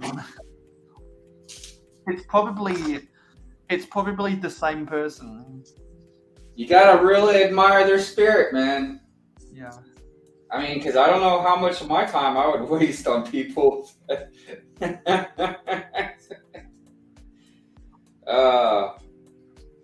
Yeah, I'm too. Do you need to explain to them why you call yourself Mayo? Maybe that's what it is. They just don't understand. Yeah, well, you can go back and watch either my 8-year anniversary video or my 9-year anniversary video to get the full story. Those trolls are welcome to go and do it. You know what else they're welcome to do? I really want to know. Suck on these nuts! These nuts. These nuts. I'm sorry for being so vulgar in your stream, man. Oh, we allow all the vulgarity possible because fucking sideways then. Because we got to stress to YouTube that we are not made for kids, and also I like to let loose like that. I don't like to fart around and be I don't like to fart around and be a marshmallow. No, it's all good. I mean, look, this obviously is not a Pure and Fury stream, so I need to maintain my dignity, my civility, and my class. But when someone does offer strawberry kisses, it is difficult to refuse, I have to say. Because strawberries and whipped cream always leads to sex. Always. Oh no, I mean that's not totally true, man. I mean, whipped cream could just lead to a full stomach and sleeping on the couch. You know what I mean? And when when Marge Simpson and Ned Flanders get wet in the kitchen. Good lord! Something's going on there.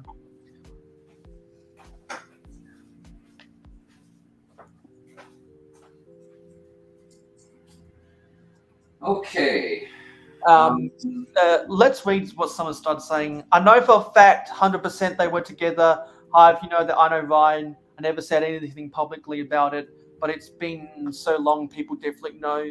If I were them, I wouldn't talk about it on my channel either. I mean, it's their business, but I would think her moving here is closer to her boyfriend. Anyone would want that. Also, Holly does a lot of international traveling. So, Yeah. since there's so much more Lego activity in the US than Australia, it's a business model too. I mean, look, if she's with Ryan, obviously that's, a good reason to come out here. Shit, man, they can probably get married and she gets citizenship. Right.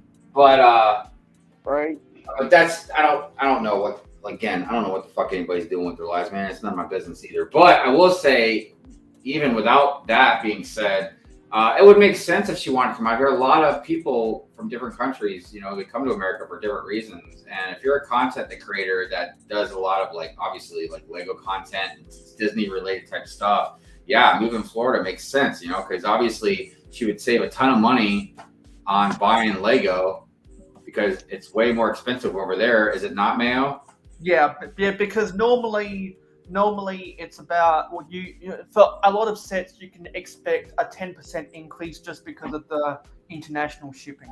Right. Plus, her friends are also over here. Plus, Disney World is also over here. Plus, it's fucking America. Why wouldn't you want to come here? Fucking, you come over here, say what the fuck you want, grab a gun, man. Fucking America. Woo! Woo! Yeah. No, look. I talked a lot of shit, but I'm telling you what, I respect fucking Australians, man. They're tough motherfuckers, dude. I don't know how you can live over in that country and not be tough, dude. You probably outdrink my ass. Whatever.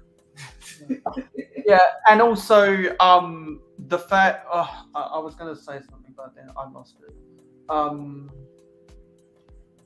Well, there's a lot of reasons why I want to go to so many American Lego conventions.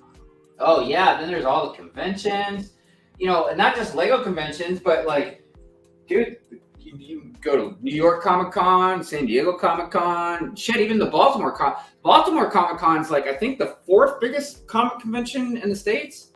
Yeah, something like that. Huge, man. And so for people that have ingrained their YouTube channels in the Disney type stuff, there's way more opportunities in North America than Asia.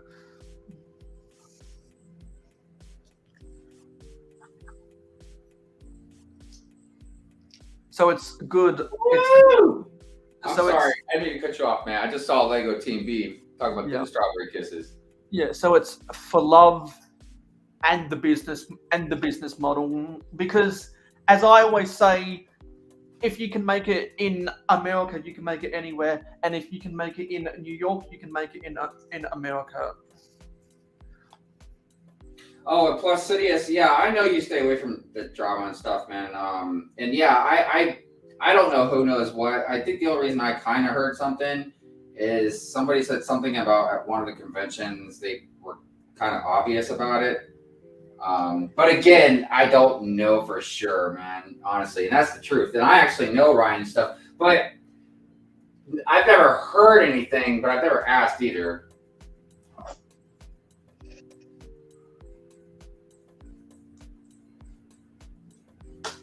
But again, it's hard to say, man. Like I said, even if that wasn't the case, there's still, I think, just a bunch of other reasons that are very good reasons. Okay, so that goes on.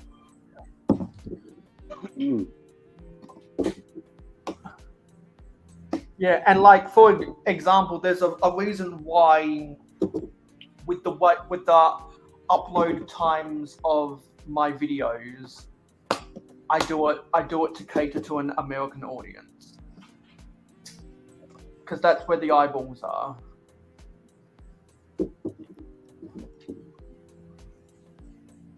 Yeah, there's a lot of people around here that just sit around watching the screen. And even But though I would never want to move out of my country because there are benefits of my country that I get that I couldn't get anywhere else, that doesn't stop me from looking at what other countries do good. And as a patriot, see, people get this confused. Being a patriot means love it, so change it. Being a nationalist is love it or leave it. Since I'm a patriot, I look at what other countries do better and say, okay, why can't my country do that same thing? And I'm not sure if any of the people who they were native to Alderaan before the Death Star blew it up, the people who weren't on Alderaan when they died, when it got blown up, because not every resident of Alderaan would have been on the planet of Alderaan when it got blown up in A New Hope. They would have had to go base themselves on another planet, and they would have, I'm sure, a lot of Alderaanians would have been immigrants to Tatooine, and probably a lot of Alderaanians would have been immigrants to Endor. Probably not a lot of Alderaanians would have wanted to go to Hoth or Mustafar or anything like that, where there's not a lot of suburbia. But it would be interesting to see how they feel after Alderaan got destroyed. And I still want to do the Real Housewives of Alderaan one day. You know? Yeah, that would be a very interesting story. About, imagine you leave your planet to go on a mission, you go just to visit somewhere or whatever, and while you're gone, your planet's blown up. Right. Because that's everything, everything you know.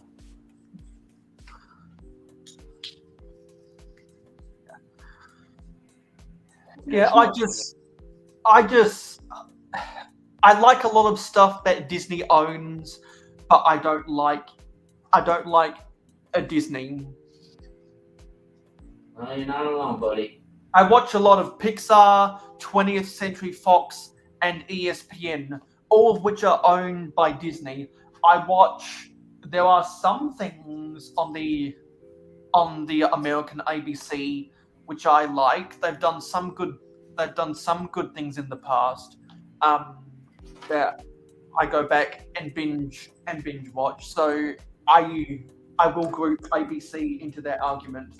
I don't know enough about Touchstone or some of the individual IPs they acquired over the years, like when they acquired the Muppets in the mid-2000s. Because the mentality of Disney is, let's see what's popular. One day it will be ours. Much like the Los Angeles Lakers. Let's see which of these rookies develop into superstars. Then, when they hit free agency, we'll throw a bunch of money at them. That's what happened to Shaquille O'Neal. That's what happened with to Pau Gasol. That's what happened to Anthony Davis. That's what happened all the way back to Kareem Abdul-Jabbar and Wilt Chamberlain. Similar thing with Disney, but except in the case of Star Wars compared to Marvel, Marvel was up and away, and because the first few Marvel movies were really successful, and then I think Disney bought Marvel in 2009, I think it was. At the time when Disney bought Star Wars was a distressed asset because it was after the Clone Wars movie came out, and they were very skeptical about when the sequel trilogy would come out, because something I always go back to is when we compare the original trilogy and the prequels to the sequels, there are some very basic fundamentals of what a trilogy is that Disney got wrong. Because, like, I always talk about how Rian Johnson doesn't know what a trilogy is. A trilogy is not 3 stories, it's one story cut up into 3 parts. Rian Johnson does not know what a trilogy is. I'm still of the belief that J.J. Abrams should have directed the whole trilogy, sequel trilogy. But George Lucas had a plan. He changed some of his plan, but he had the original trilogy marked out. He had the prequel trilogy marked out, and he had a basic idea about what the sequels would be. All of his ideas got thrown out by Disney because Disney thought they knew better, and it turns out they didn't know better. And when George Lucas wrapped up the Revenge of the Sith in 2005, he went on to 60 Minutes and said, "No, there is no more. There is nothing more to do with this franchise. I wouldn't trust anyone else to control the storyline," and that was a lie, because he did have the sequels marked out, and he sold his soul and sold it out to Disney. So obviously he trusted Disney enough, and so George, say what you want about George Lucas, he doesn't give the best of interviews.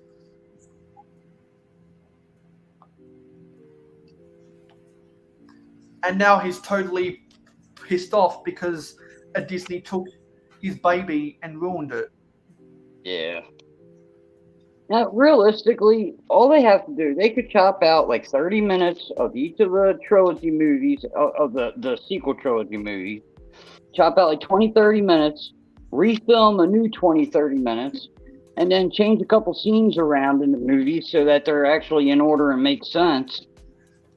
And they could actually, re-release it and actually make the money that they wanted to make the first time. However, for whatever reason, they refused.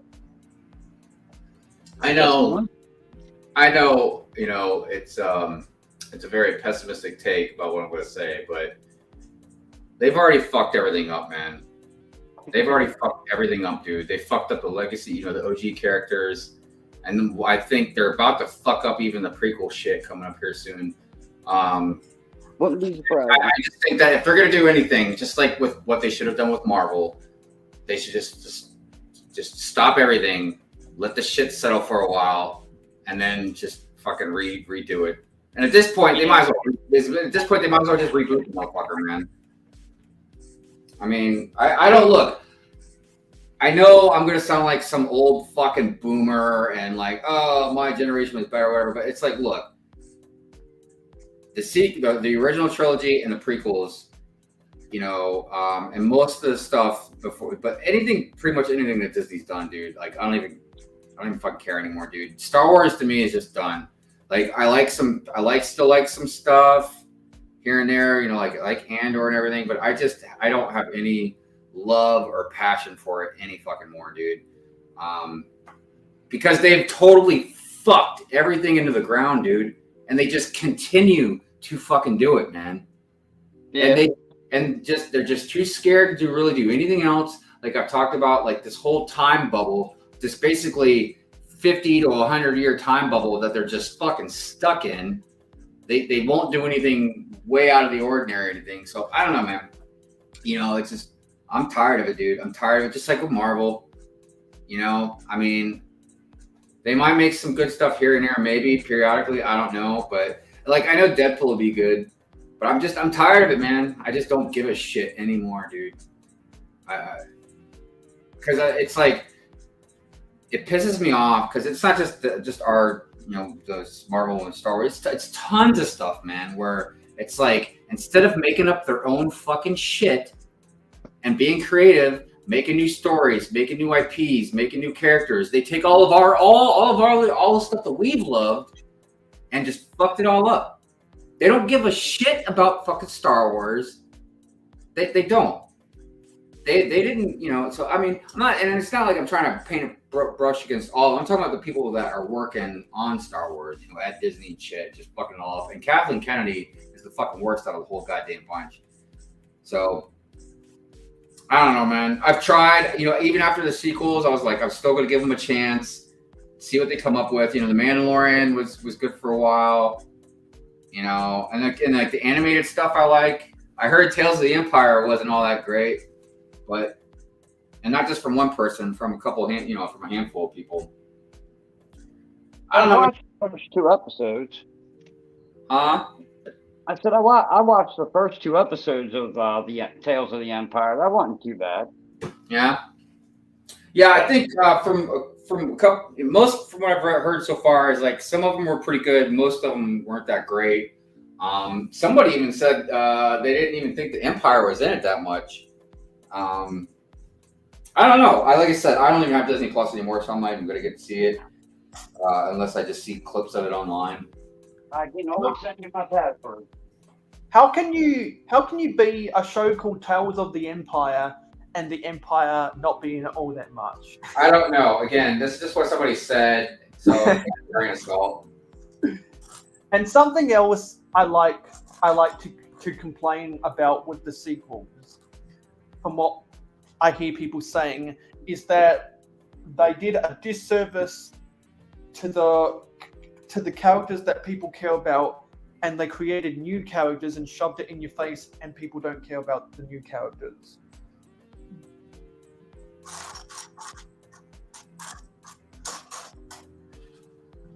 I don't know. Why does Rose exist? And also, there's a bunch of people of different ranks within the First Order and other supplementary characters that either J.J. Abrams or Rian Johnson set up but had no payoff, which is why they had to kill off characters like Captain Phasma, because they didn't bother to give the new characters proper story arcs. Yeah, they had so many characters that could have been awesome. The Knights of Ren could have been great. Yeah. But no. Yeah. Why make them great when they can make them suck? Yeah, because like this is gonna be kind of a blasphemous. I'm gonna do just a tiny bit of comparisons between Star Wars and Thomas the Tank Engine. Thomas the Tank Engine is built upon the characters and the legacy of Reverend W. Awdry, blah blah blah, and people have such affiliation for the characters because at least the old stuff they bothered to set up character arcs. People like people that like Harry Potter, what they focus on is the characters, particularly the ones where they bother to set up the story arcs. There's a lot of people that like Star Wars because of certain characters where they bother to set up the character arc. And then it just cheapens the brands when they just invent a gluttony of new characters with no substance. Don't give them a proper character arc that has anything to do with the story. It's just for merchandising. And all three of those franchises have characters that they bothered to take the time to give proper script structure, develop the characters, get a fandom for the characters. It still blows my mind that George Lucas didn't realize the popularity of Boba Fett until 20 years afterwards, because George Lucas came out and said just after about when the prequels were coming out, if he had known the popularity of Boba Fett, he would have done more with Boba Fett. It's really annoying when franchises do it with some characters, and then there are other characters which are overtly just merchandise machines, or they transform the characters just to milk the shit out of them. Whether it's blue milk, whether it's the milk that comes out of Harley Quinn's boobs. I don't know. What did you say? What? Whether it's the milk that comes out of Harley Quinn's boobs, I don't know. Because like Harley Quinn in the DCU, got ruined.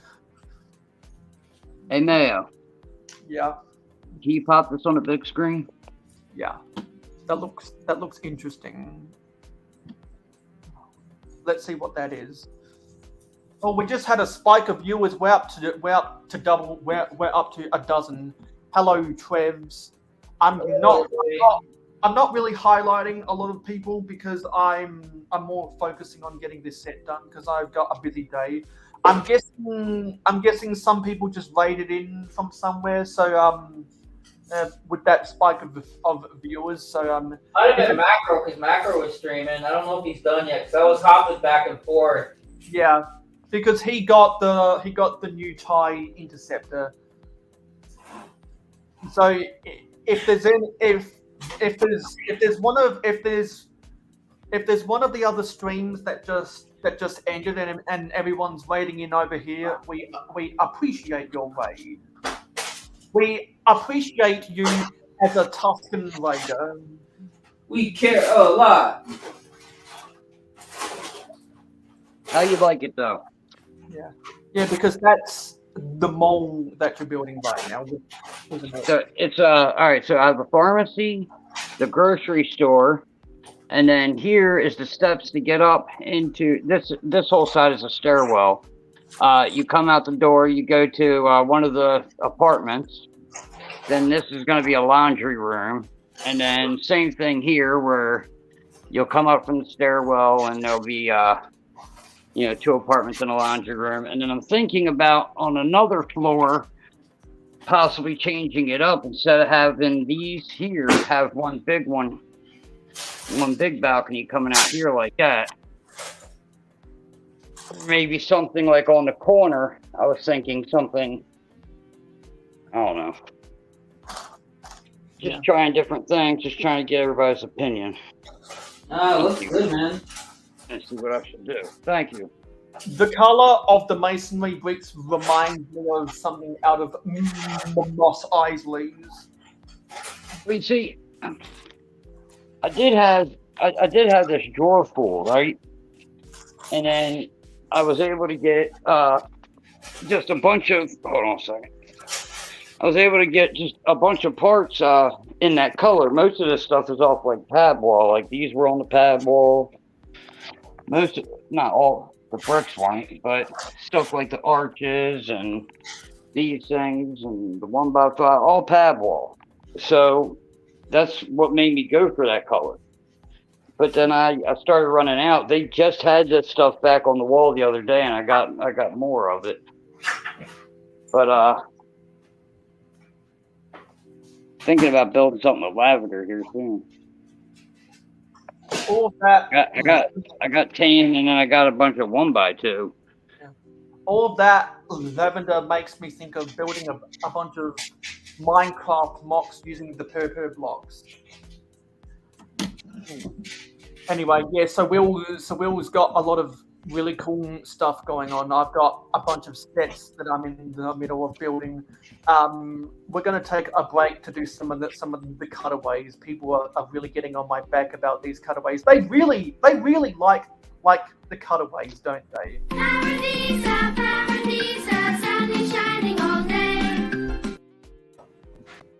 Are you afraid of bees? They're only insects after all. I wouldn't care if hundreds were swarming around. I'd just blow smoke and make them buzz off. Buzz, buzz, buzz, retorted Duck. I hope that satisfies everyone's hankering for the brine frog legs that a Jabba eats out of his cauldron. Oh, thanks, people in the chat. I appreciate that. I just seen that.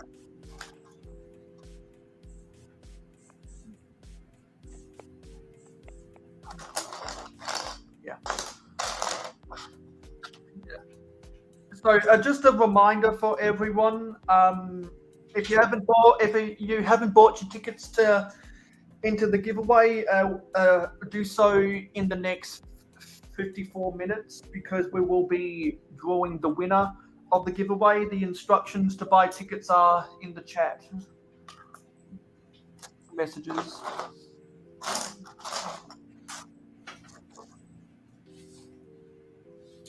So yeah, I do really like this idea. I'm gonna do the Hoarder 66 thing with this.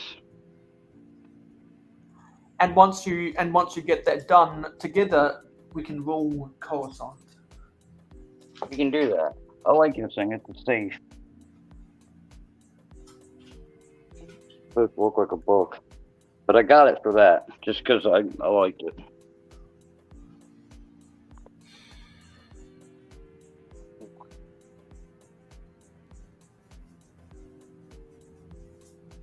Man, sometimes it gets difficult trying to figure out where to place like 40-some mini or sig figs. Yeah.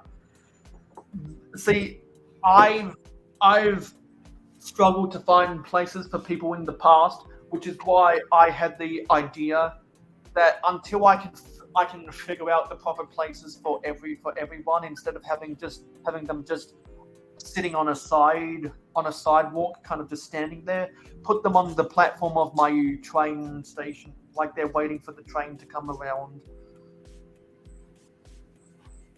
And maybe it's a Star Wars train that's carrying stuff for the Empire. So who's gonna get the big, huge fucking gun? Which sig fig's gonna have that? Well, if you've got a Stud Sidious sig fig, I'd suggest Stud because Stud always talks about people with them crazy guns in Connecticut.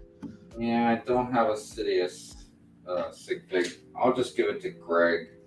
He seems the more ironic person to have it. He can't even have a gun. He can't even own a gun where he fucking lives. Yeah, the only people that own guns in my country are farmers and hunters.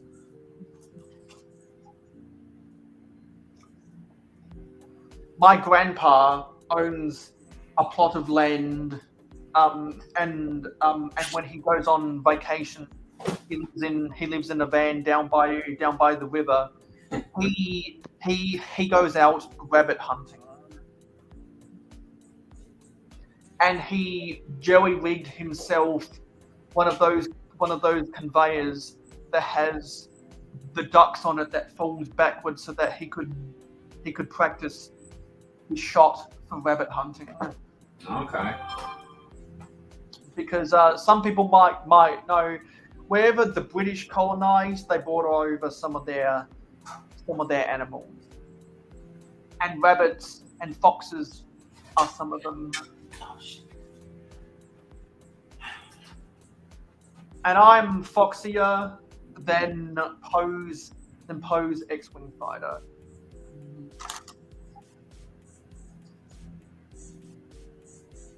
And I kind of regret not buying Poe's X-Wing fighter that came out in 2015 because of its color, only because of its color scheme.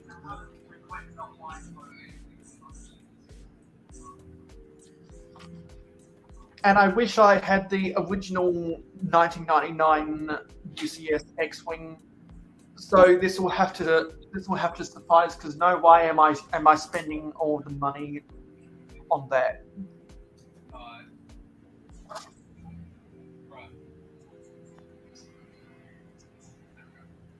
So, did anybody else go to the Lego store to get all these instructions to build these things? Oh, those figures? Or block figures? Yeah. No. I went every day and picked them up. Are they the make and take builds? Yeah. Oh yeah, speaking of shooting rabbits, I forget what the animals are that Luke Skywalker shoots out of his T-16. I forget. But when Quagmire played C-3PO, in Family Guy Star Wars, he mentioned that's on the path of becoming a serial killer, is killing soft animals for fun. Goodness. So confirmed. Chris Griffin as Luke Skywalker is a serial killer.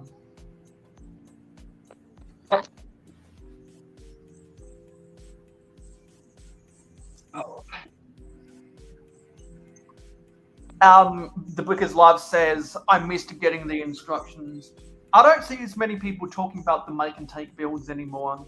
I think because a lot of the make and take builds were at Toys R Us stores, and without Toys R Us, LEGO has less distribution of the make and takes. Yeah, I have second copies of Leia and Vader, but the first day I got there after it was all done, and they had the one right here with the cover page that they let me get, along with one of them already built and then the pieces for another one. But I didn't get a second instruction sheet, which I would have liked to, just in case anybody else needed it. Hello, Christine Harper. She's saying to you, Hoarder, I challenge you to brick build more characters. I can brick build all of them, mother. What one do you want? You want me to make Jabba? I'll do Jabba first, because that's who I want to build. Jabba the Hutt. I still want to recreate something that Jane Bricks made years ago.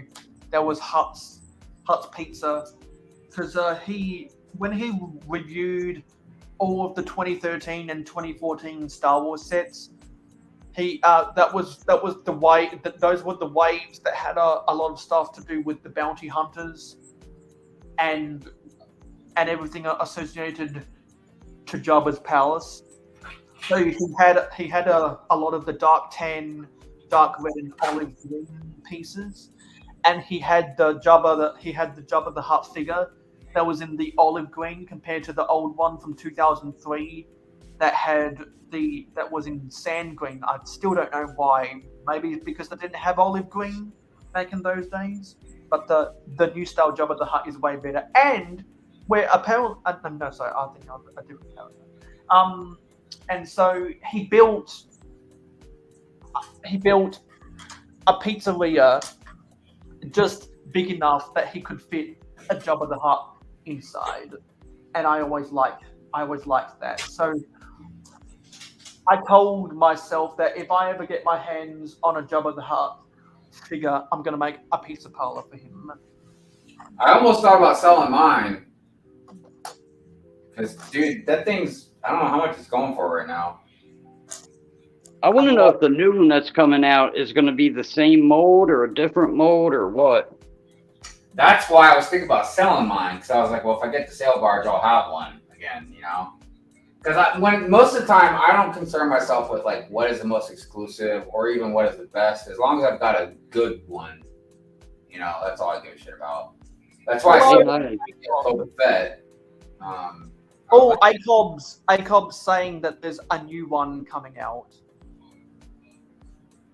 I found your favorite figure here. And the Brickers Live said, "Oh, did anyone get the blue milk from the grocery store?" Something that I will, Icob let me know that they're busy right now. So good to see you stopping on by. We've had some good conversations about Star Wars.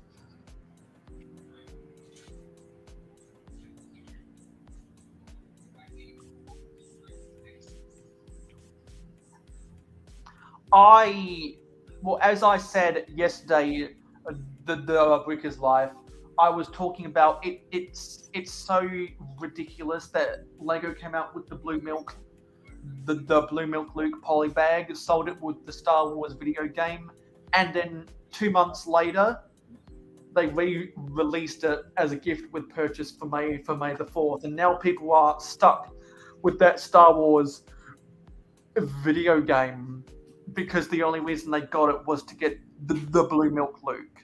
Well, so LEGO, you know what? Honestly, I need to get that. that's not a very smart thing to do. You know, I mean, why would you buy? Because how much that game cost? I think it was 60, 70 bucks, maybe. It was probably $60 US. Yeah, like to buy a Luke Skywalker figure where the only thing that's different is it's got a little bit of blue milk on his face. And not only that, look, I feel like nobody at this point should trust anything about Lego when it comes to reselling. Captain Rex is a perfect example of that.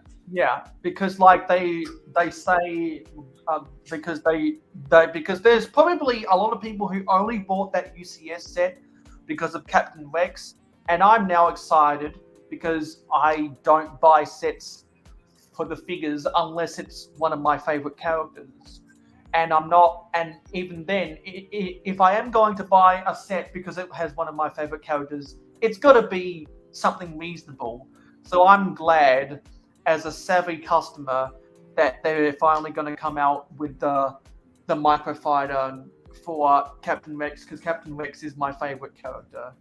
I feel really sorry for the people who took the bait on that UCS set just for Rexy, because it's another instance of Lego not treating their customers right.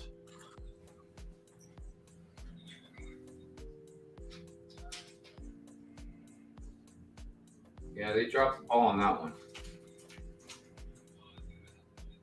Lego just makes some absolutely maddening decisions, and those are two of them.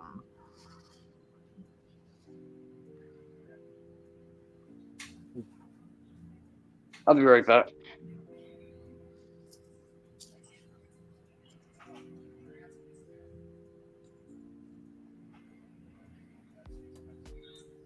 And I am not making. Oh, that's weird. It's just floating underneath there. That doesn't look natural. But it's built that way for some reason. I'll never understand that. I don't know how this is connected. Something weird's going on. Okay, so that's supposed to be like that. Oh, this is supposed to be over. Let me get out the rarest brick in the world, the orange brick separator.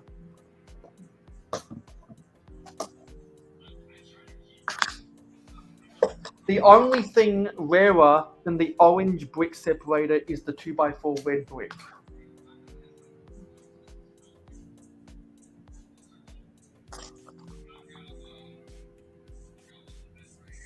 Let's put on here.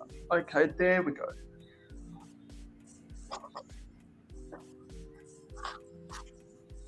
I just came downstairs to get something to nibble on. I'll be right back. So I guess all the individual wings for the X-Wing have their own bag. Is what it looks like, because this looks like it's for one of the wings. Okay. But how does that go on then?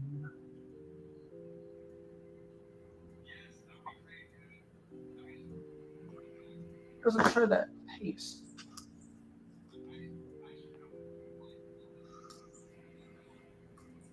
What the hell? Why doesn't it show that going on?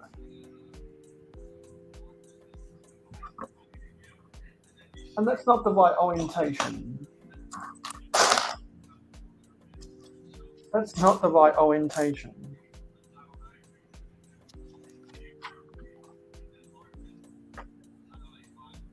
Oh, that's because it's like that. Oh, okay, I see now. I had to turn the build around to see what they were doing.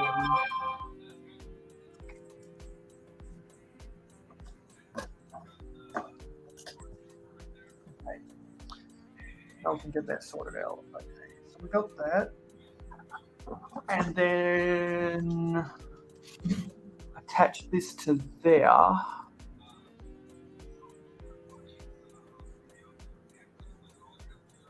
And we've got all those tiles on. Got to brace that connection right there. Now we're going to do some stuff for the underside.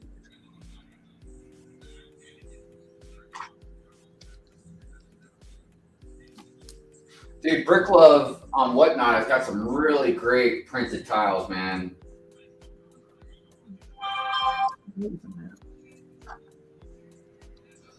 Yeah, I see a lot of people coming up with different designs for printed tiles, whether they're using pad printing or UV printing, and there's so many that I want to buy, particularly if I can put it into the city. But the bigger they are, it's like, do I want to pay all this money for something that's on a 6x6 tile?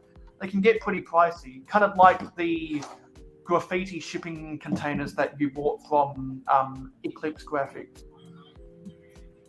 I bought a lot of the road signs from Eclipse Graphics. Oops, that doesn't go on like that.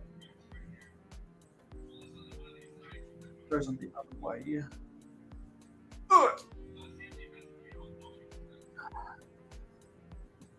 Stud saying, I think the blue milk was vanilla flavored. I wish I thought of that when I worked there. All the dumb promo crap I did. It was a good idea.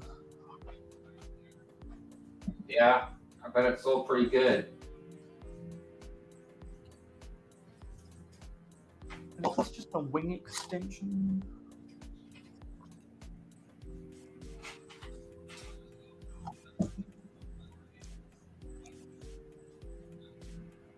Okay, there's a wedge that goes on top of it.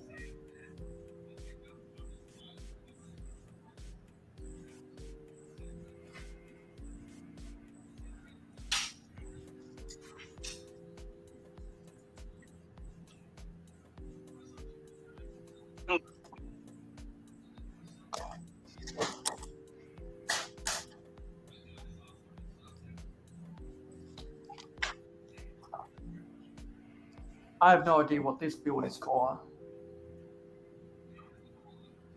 Oh, I see. It's the other side. Maybe it's the other side of this thing.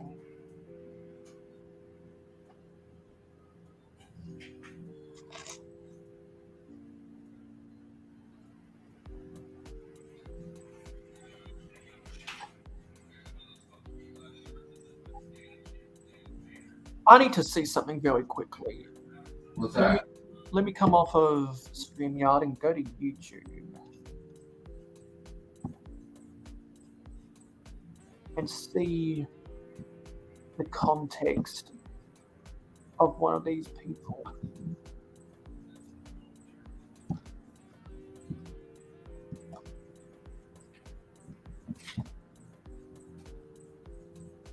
Okay.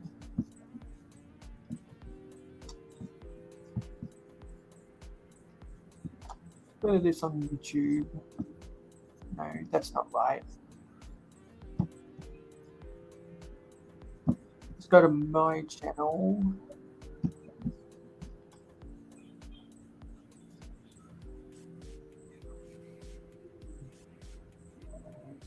Okay, we got oh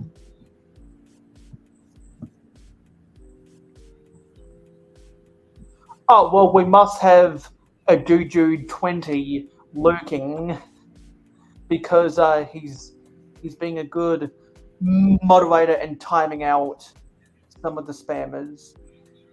And hello, Pandemonious Panda. What's up, Panda?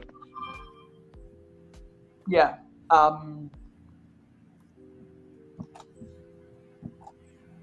Yeah, because we got 1, 2, 3. Yeah, we haven't got a lot of participants, but we've got a lot of viewers. So I'm guessing they rated in from either Mark or Hoosier. Well, hello to all the new viewers. but they just don't. I guess they just don't have any relevant to say about Star Wars. If Well, you, dude, I would never get on people for lurking. I like to lurk myself. Yeah, we appreciate the lurkers because about half an hour ago we saw a massive spike. So I just wanted to let everyone know, even if you did write in from somewhere and you don't have anything to say about Star Wars, just say hi because we'd love to know who you are, because we're more than happy to say hello back. And for everyone that does say hello, we do mention you at the end of all of the streams because we like to acknowledge those who take the time to let their presence be known and grace us with yourself. Because without the viewer, the community would be nothing. Hey, Dave. Dave's back. Hello, Dave. I know that a lot of people have been crossing the streams today. There's a lot of people getting in the Star Wars mood. Don't cross the stream. Cross the streams. For May the 4th be with you. Always. Because a lot of people like to do stuff for May the 4th be with you. And now I'm only going to be buying one Star Wars set per year after going 14 years without buying any Star Wars set, because I realized how fun May the 4th be with you is.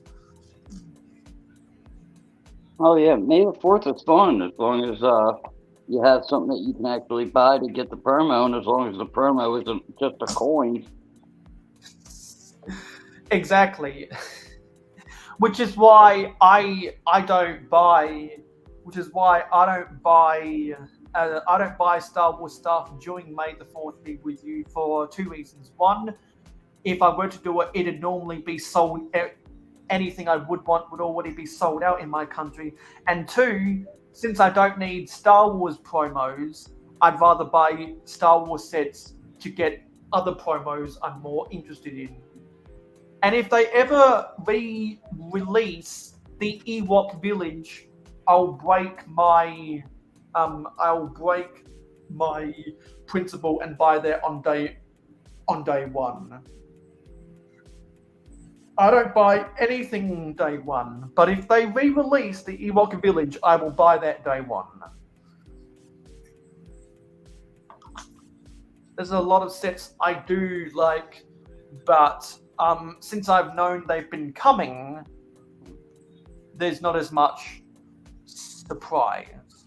And so I don't feel the need to buy it on day one. But I've been waiting so long for another one that, also, if they were to re-release any of the vintage sets that I like some people know I own the Victory Lap Raceway from 1988. If they were to ever re-release a neo-classic version of the Victory Lap Raceway, I would buy that on day one. If I had the Eldorado Fortress growing up, I would have bought that on day one. If I had the Black Seas Barracuda growing up, I would have bought that on day one, but I didn't. If they re-release one of the Islanders sets that came out in 1994, I would buy that on day one. If they re-release one of the Ice Planet sets and not just a space CMF that looks like something out of Ice Planet, I would buy that on day one. I have principles, and it's why when there's a gift with purchase, I'm not one of those people that goes around scrambling thinking, oh, I've already got all of the Lego I want. What Lego do I want, but not really, just to get this gift with purchase? I'm like, no, I have a list of multiple options, a dozen things I could buy to get it. And so that's how I have no problem getting the gift with purchases I want, because there's not a lot of gift with purchases I do want, and I normally want less than 3 dozen sets per year. I know some people that buy 3 dozen sets per month. Because they're addicted to Lego, or they're a set builder, not a mock builder.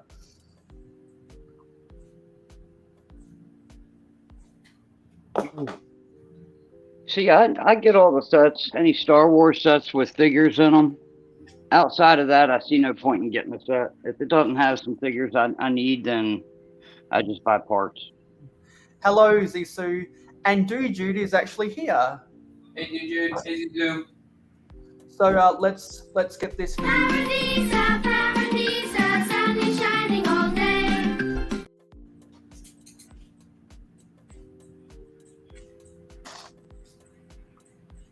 And I'm sure if Johnny's still out there, he'd appreciate Zissou gracing us with his presence.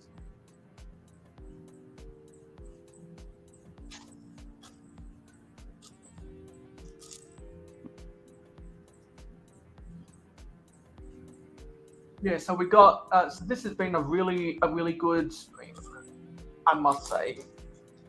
Ooh. Why is it got Butterfingers? that Snoke? Hold on, let me see if I can get this to show through his bag. I don't know if I'm going to be able to. Hold on.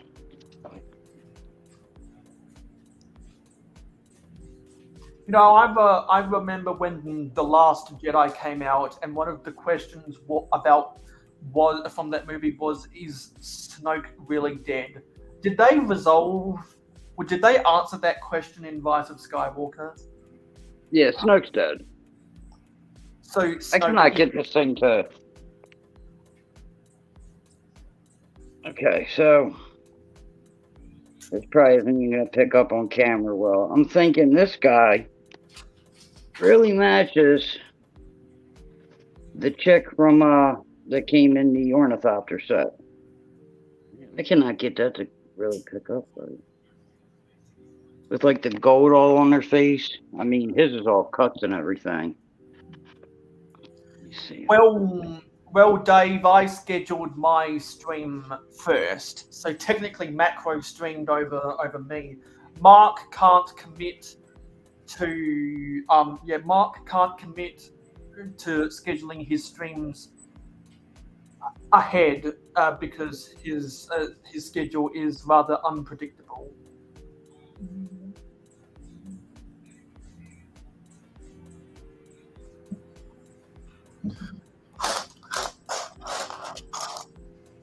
Does anybody know what parts of the Yuletide pilot are actually exclusive to that figure?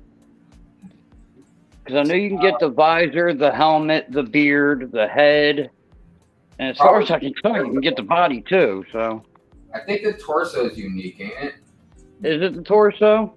I mean, I'm not 100% sure, but I thought it had a somewhat unique print on it. But I don't know. Pretty sure it's the same legs. I got the beard. This is the wrong helmet. Yeah, it's But I know it's Obi-Wan's head. I'm trying to get the parts to see if I can make that thing. Even if it is the torso, you won't see it with the beard covering it. So I can just get a regular red 8-wing pilot torso or whatever. It'll look good enough, I guess. I mean, it's like this figure, the keychain. Just cut the keychain off, and you got the UCS pilot. Yeah. So do Jude. I see you're trying to buy some tickets to enter the giveaway. Tickets cost 10 jars. So the command of / and buy ticket 5 would be invalid because you can only buy 3. So try using the ! Buy ticket space 3, and then hopefully that'll confirm your transaction. Oh, is this so? I only seen the first 2 episodes of Tales of the Empire so far. And it said Yuletide Pilot. Sorry. I wasn't pronouncing correctly. Because anyone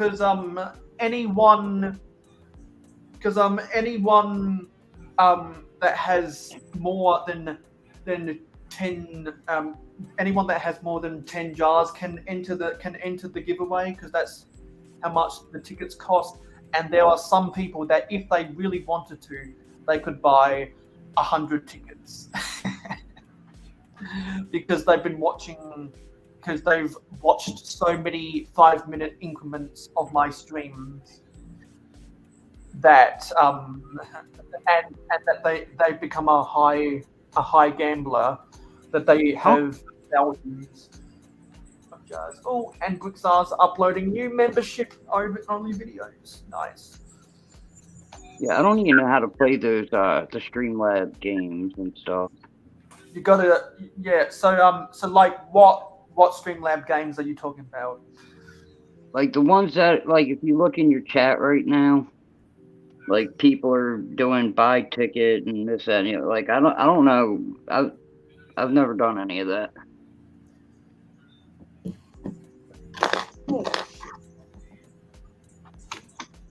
Yeah, and a lot of people fail to execute Order 66 because it's very case sensitive.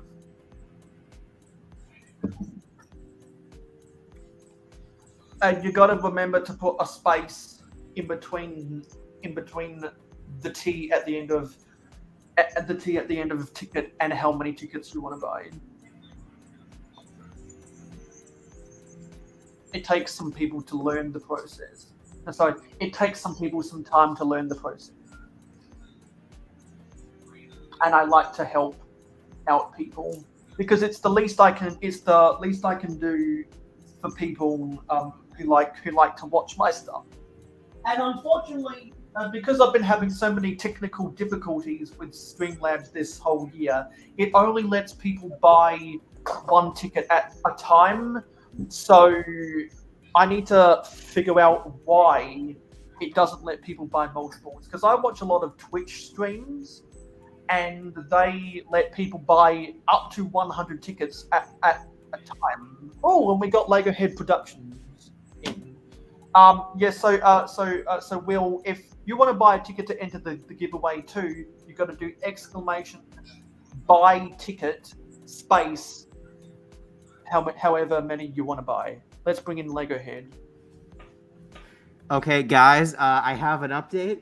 I have just finished recording and editing the entirety of the audio for the Barge Boys theme song.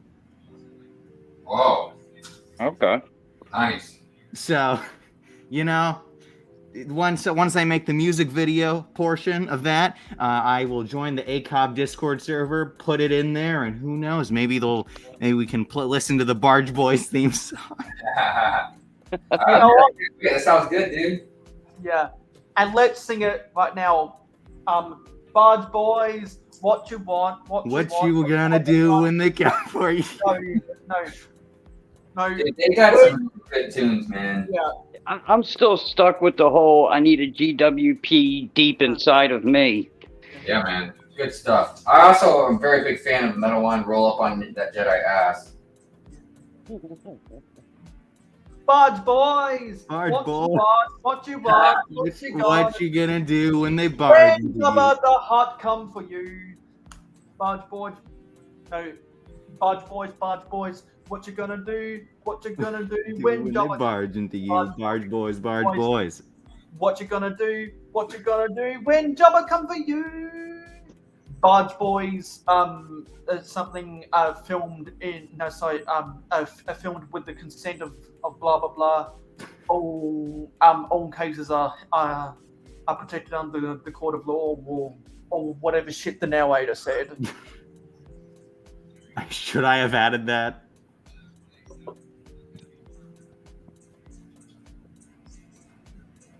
Well, I've almost got all the sig figs set up.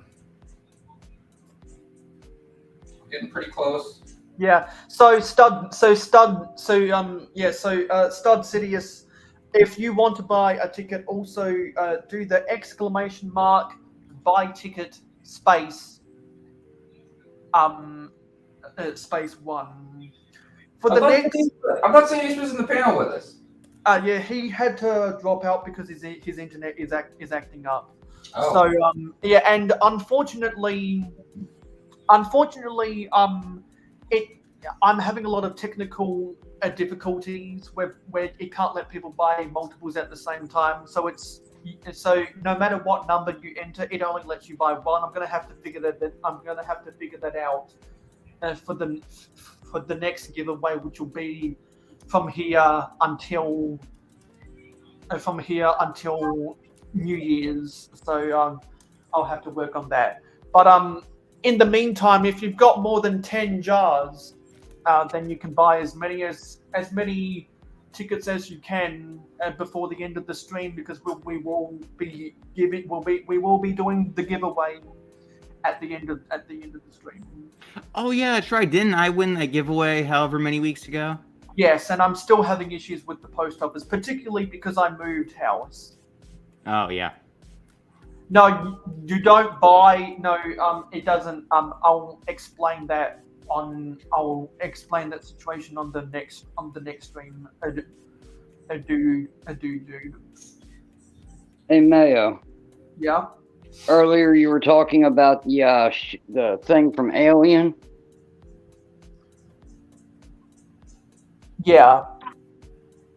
These are the legs I was talking about that I was going to use to make that thing. Oh, nice. That looks like those legs remind me of one of the toys in the daycare center from Toy Story 3.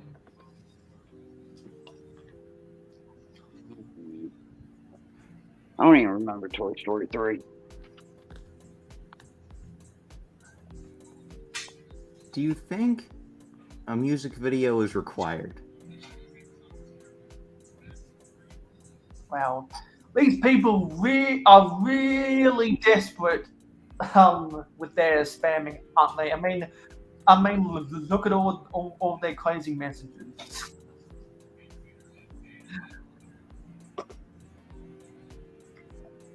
It's ridiculous. Can't wait until I get to make this thing. I've wanted one of these for a while. What you been wanting again? This Corporal Alliance snail droid, the one with the printed dishes. Oh, right. Pretty sure I got those pieces one day because they were at like a Bricks and Minifigs. I don't know. I thought they were cool. Oh, they're really cool. I love that print. Yeah, no, it's it's neat. I got 2 of them, and I've been collecting up track for a while because I think I'm gonna end up making a few of them for the. Oh, so are you like parting them together? What's that? Are you parting them together then? Oh yeah. Like I might make the set, but then I'll probably end up taking it apart and just mocking it and trying to make it as close to accurate as I can. You should make the sand blue and orange one from 2005. Oh god.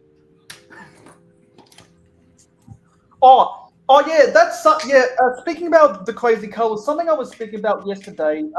People have been talking about the Sith, the Sith Infiltrator, because they came out with a new one, and it reminded me of the ugly blue in the OG Sith Infiltrator and the ugly blues they used to put in the TIE fighters. Well, it's not that it was an ugly blue; it was just ugly. The colors didn't work for what it was. Yeah, because they should have been grey. There was a lot back then that should have been done differently. And I think there was some red. There was some red in weird places too. And if you go back and look at the original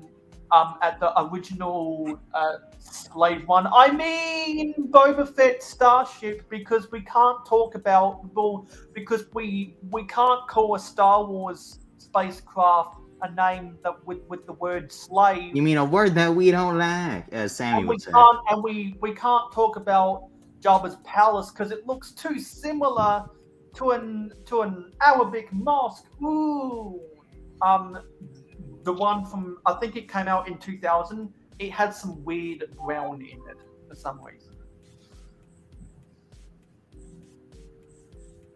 I never understood why. Oh yeah, yeah. I have. Wait, hold on. I have it. If you want to see. Yeah, Oh, hold really? on. Do you Hold have on. the- Give me a second. Do you have the OG Slave 1? I remember when the Brick Show reviewed the OG Slave 1. Okay, wait. You mean this thing? Yes. Look at the ugly brown in that. It's like, why is it there? I love this set. This is amazing. This is peak. Yeah, they go back then. Always had their colors all weird, and it was beautiful. The thing I don't get is when they make a set and they'll be like a part, like the 2007 MTT. It's brown, but then there's the corner, the double corner slope bricks, 2x2 bricks. They're gray, and it's like, why not just make them brown? You guys have brown. You know, like if you already have it, why switch it up when that's not how it looks at all? Like I just don't get that. I mean, I understand like burying different colors inside the build that you're not going to see just to make it easier to find where, you know, the next piece is going in the building process. But as far as what you're actually going to see, they should really just make it all the right color. You know? Case in point, this dinosaur. Yeah. Why not just make the dang part white? You know what I mean? They make these white hooks, just like these gray ones. I don't know if you can see the gray, but they make them in white. So every time I get white, I transfer them out. But why don't they make that action pose piece in white and just make it right? You know, I don't understand why Lego does that. They say they're a premium company, but they can't make a part in a color. Oh, yeah, we better not talk about how Lego is a premium company. Oh yeah, I forgot Hive's here. That's right. Yeah, because it's not. Johnny G thinks the brown's supposed to be rust. I mean, I guess, but I think it would have been better if they wanted to go with rust. They should have done some stickers because they've done a battle damage as stickers in the past. Didn't they put rust stickers on the Ghostbusters car? Yeah. One of the versions of the Ecto 1 had some really ugly rust stickers. And I know a lot of people bought their Ecto 1 and just didn't place them on because they looked so ugly. They want a pristine. Right. They want a pristine looking Ecto 1. I've never bought any of the Ghostbusters sets. Team B is saying to Will, so we're saying Lego hasn't gotten Star Wars right since all the way back in the day. Well, look, I'm not even going to complain about Lego Star Wars the way a lot of people do. I honestly think that they are trying to do good. I think, you know, it's a big company. It takes a while to implement new ideas. It's been 25 years! Hey, no, I mean, as far as like the little individual things go, you know? The things like getting us figures on May 4th, or like they say they can't do CMFs, even though we know they can. So at the very least, at least they give us these figures as 25th anniversary figures. Granted, you got to buy a goddamn R2D2 just to get one of them. But I don't know. I think the people in the Star Wars department are doing what they can with what the people in the corporate department are allowing them to do. You get what I mean? Like they have parameters they got to follow like everybody else, and I think that the top heads are just stopping them at every turn. I get what you're saying about the small stuff, because like look at the evolution of the Han Solo minifigure, for example. It went from the yellow faces, as all they were from 1999 to 2003, with the original male hairpiece, really simplistic face print. Then they changed it to the light nougat head color in 2004, but the face only got marginally better, and they still kept the yellow hair. So they still kept the same basic sculpt of the hair. Then I believe it was the re-release of the Death Star. They came out with the improved sculpt of Han Solo's hair, and I know that a lot of people who owned the original Death Star only bought the re-release of the Death Star because of the new Han Solo hair, and then they turn around and put that really good Han Solo hair in all the other Han Solo sets.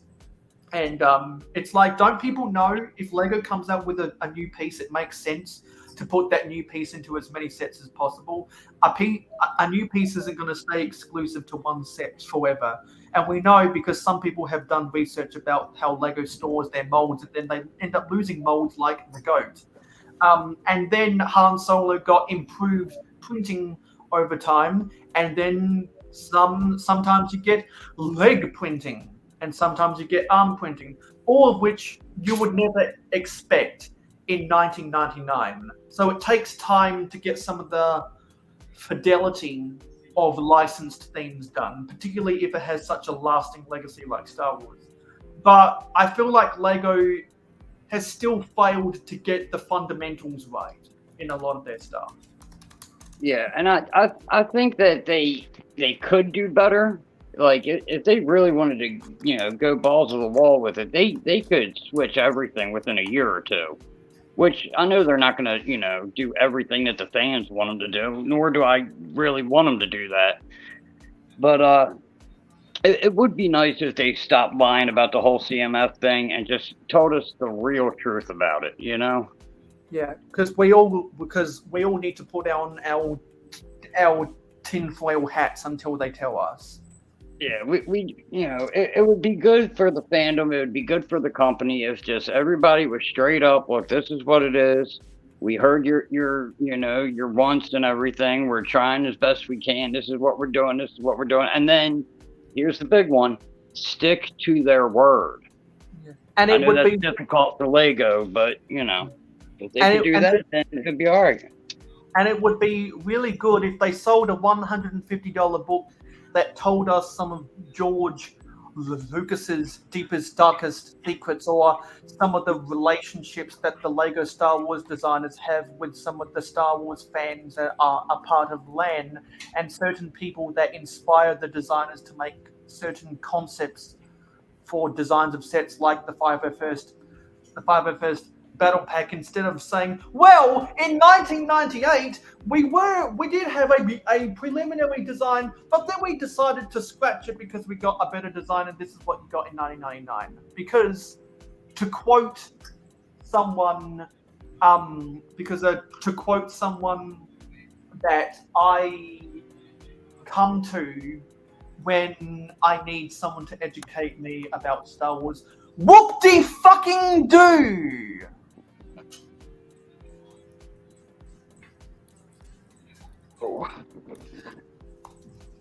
All right, so there's that.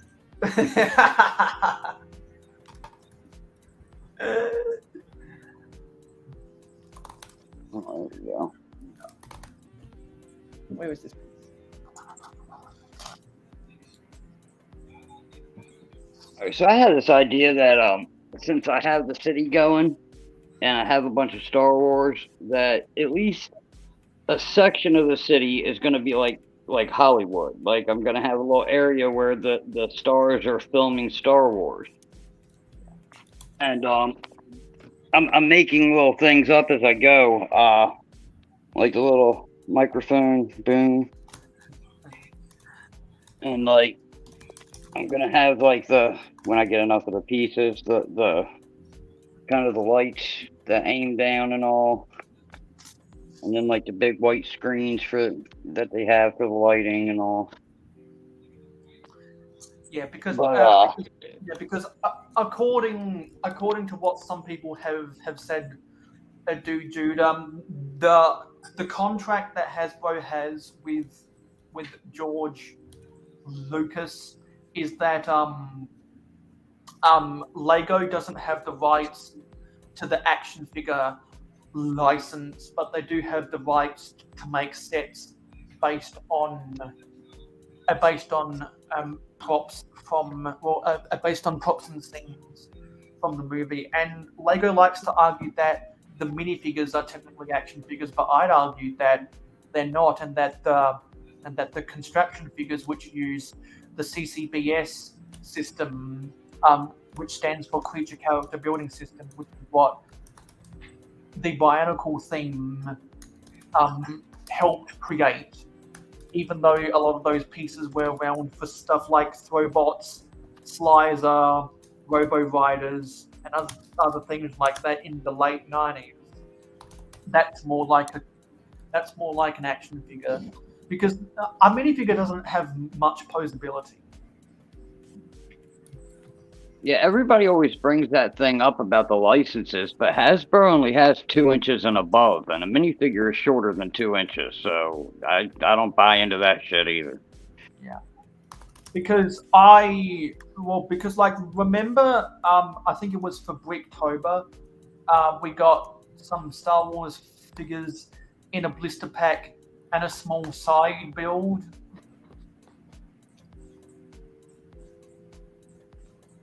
Yeah, I remember they had to include that small side build. Well, so that's what they said on some of them. Like they had the little stand and like the little card that came with it for like the Solo movie ones that that came in a polybag. But then you have other ones that didn't. Like there are figures out there that came with no stand, no nothing. There was like a Finn, a First Order Trooper or something. There was a couple different ones that came out. I think DJ had a card. DJ from the sequel trilogy. I think he was one of the ones with the cardboard card, but not all of them had those though. And also, if you go back to the year 2000, they came out with those 3 packs. Yeah, the 3 packs, right? There's 3 different ones, right? That was 3 figures on a stand, and it had a character card. They had to include those character cards in that stand, because I believe Hasbro got the license when the prequels came out.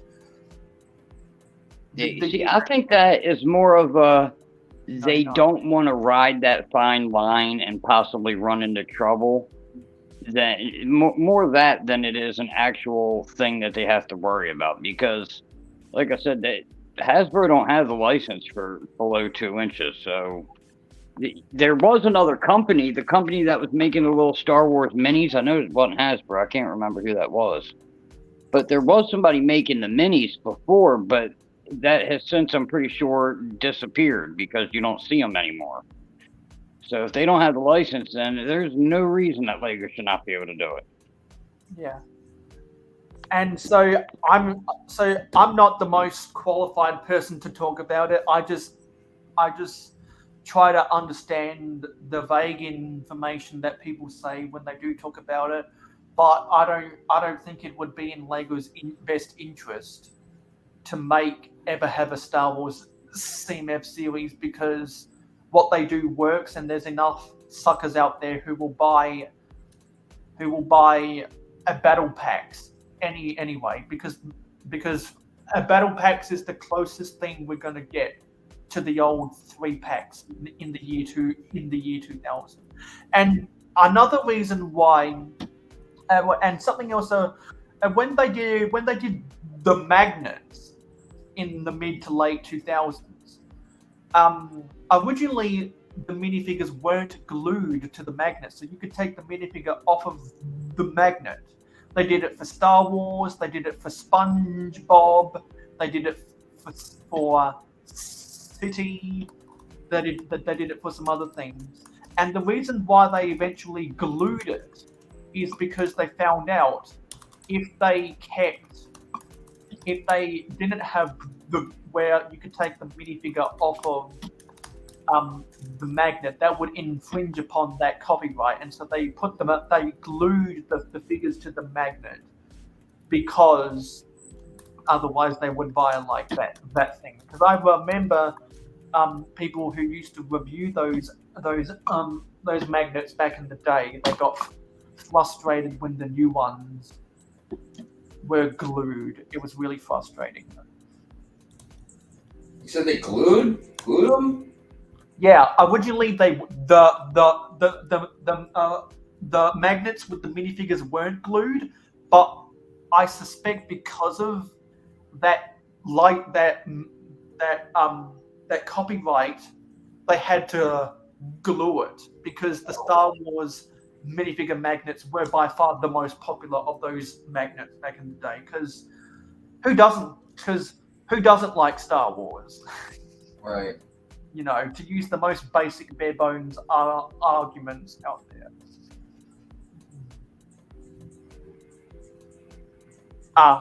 Hoarder's phone died. RIP. So whenever someone's phone dies, we have to do this.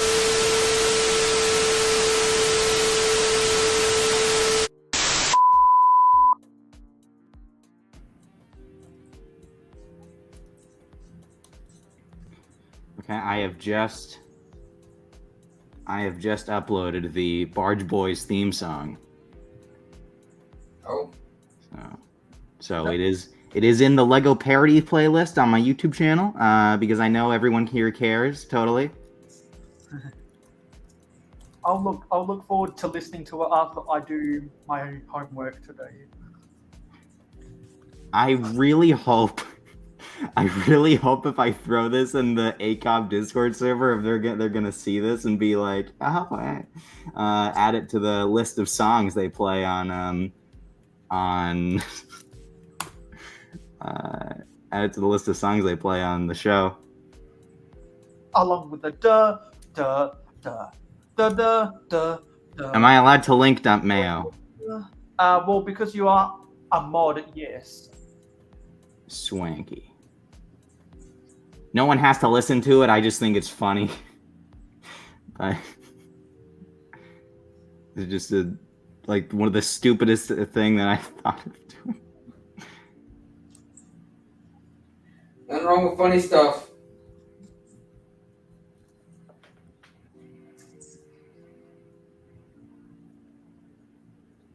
Oh, the link to I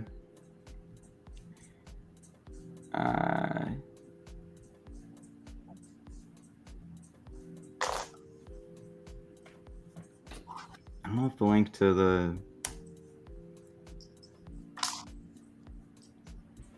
Yeah, I can feel my stomach grumbling, which means it's almost time to go. Yeah, I have food to eat too, so. Yeah.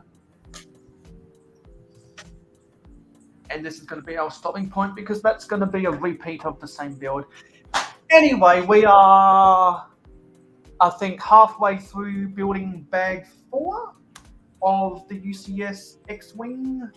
I believe there is, I think, 15 bags in this set.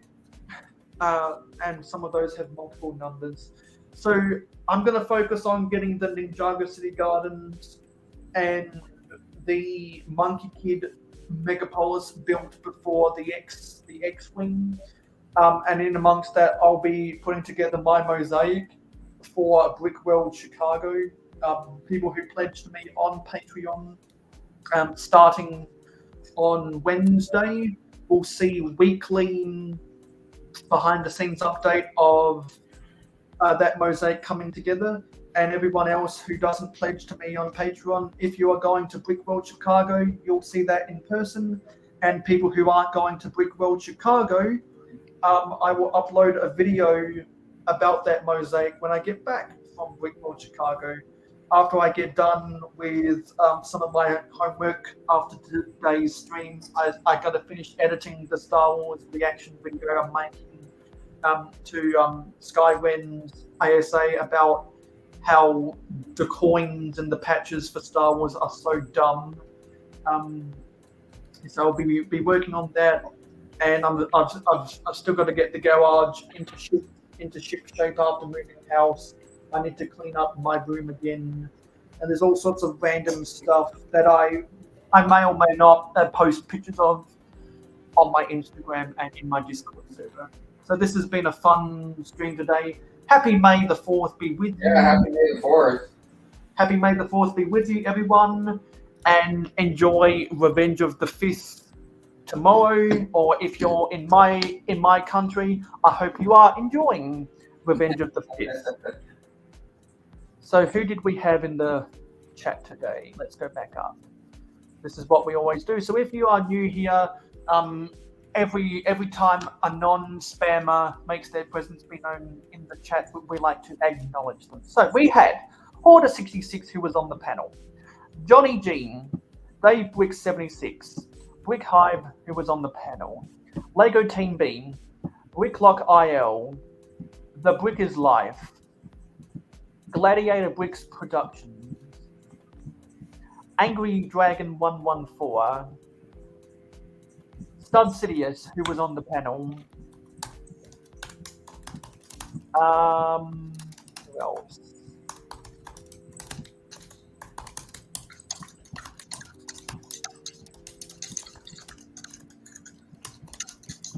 Trev.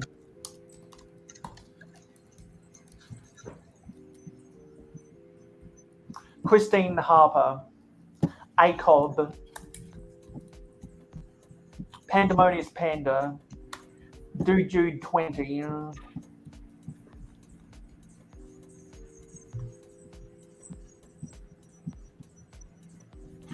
Lisu Sultan Force.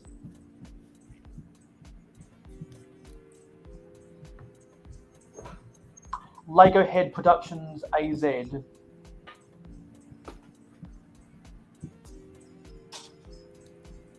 Who else is up in here?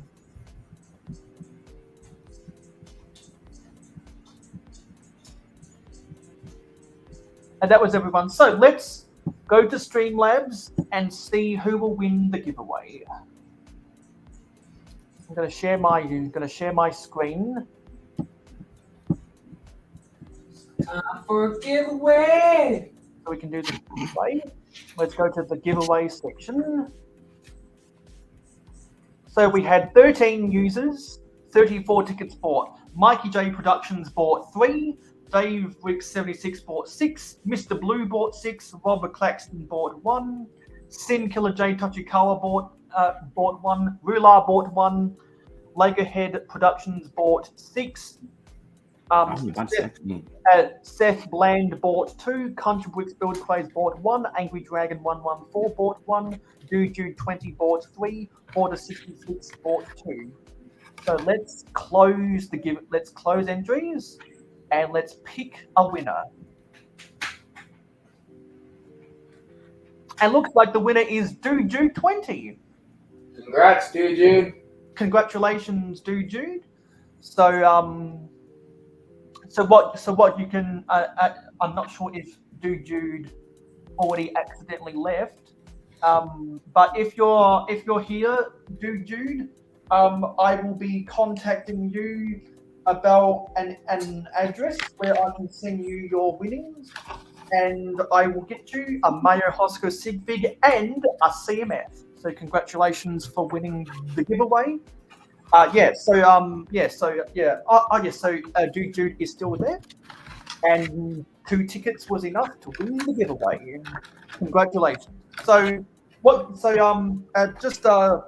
before you go to bed tonight, Jude, DM me a postal address where I can send it to you and I can get your prize. Anyway, okay, yeah, this has been a good stream today. Lego Head, where can we find you on social media? Lego Head and the Voice Cracks. That is my band. Lego Productions AZ on YouTube. The name is right there, but no one can get it right. So nice to say it again. Yeah. And swankindustries.gov, because High still doesn't know about swank. Oh wait, wow. Hive, where can we find you? You can find me wherever there's trouble. You can find me on my YouTube channel. You can find me on my Instagram page. I put out random stuff, but I got 2 live streams I do every week. And so it's 1:41 p.m. for me right now. Good Morning Brick World starts at 11:30 p.m. So that means Good Morning Brick World is 9 hours and 49 minutes away. So whenever I do a Saturday night stream, you can go to bed with Mayo Hosko and then wake up with Good Morning Brick World. There you go. Yes, and to address that, Johnny, whenever I do a giveaway, a Mayo Hosko sig fig will always be included in the prize pack. So if anyone out there who I haven't already exchanged sig figs with, or I haven't already given sig figs to as fan mail, ever wants to get their hands on a Mayo Hosko sig fig in the future, buying tickets to enter giveaways is one of your options. And there's a lot of people that I know I would never be in proximity with to do sig fig trades that now have a sig fig or will be getting a sig fig in the post soon because they won giveaway. So I will next do a giveaway for New Year's. I'll give away a sig fig, and I will also give away probably another random CMF in the future. I've got a lot of random sig figs I can give away, and I've mixed up some of my packages. Lego Head, you wanted the Spider-Man, right? Yes. Yes. So you're gonna get a sig fig and a Spider-Man. Dave is gonna get a sig fig and probably one of the other my other spare Marvels, and that'll be that. So anyway, we've overstayed our welcome. I'll see you on the next stream, which will be, as always, at 9 p.m. Eastern on a Friday night in North America, which is 11 a.m. Australian Eastern on Saturday. I'll see you in my next short, and I'll see you in the next video. Bye, everybody. See ya. Thank you for watching. Let's roll the credits. It's been awesome, guys. Yeah, man. Good times, dude. Thank you. Good night, everybody. Thank you for supporting Mayo Hosko Media. Your viewership is very important to us. Tell YouTube you like us by smashing the like button. Let your thoughts be known in the comments down below. Never miss out on any more LEGO content from us by hitting the subscribe button. Any more swank products, we have a mailing list you can join, you can click that, and then we can email you about every new product that comes out. And if you want to see a NASA if you want it's like a NASA t-shirt but with a swank logo on it, just check out swankindustries.gov, where we have all the merch. We have, I believe we have a sticker, clear sticker, bumper sticker, any type of sticker you could want. But along with that, we also have a t-shirt, and we have a workout shirt if you just really want to go on a run and tell everyone to invest in swank industry stock. And plus, we also, if you really want to feel like you're swank is amazing, it never dies. Plus, if you really want to feel like you work at Swank Industries, then how about buying yourself a new business polo? Because yes, we sell Swank, official Swank Industries business polos.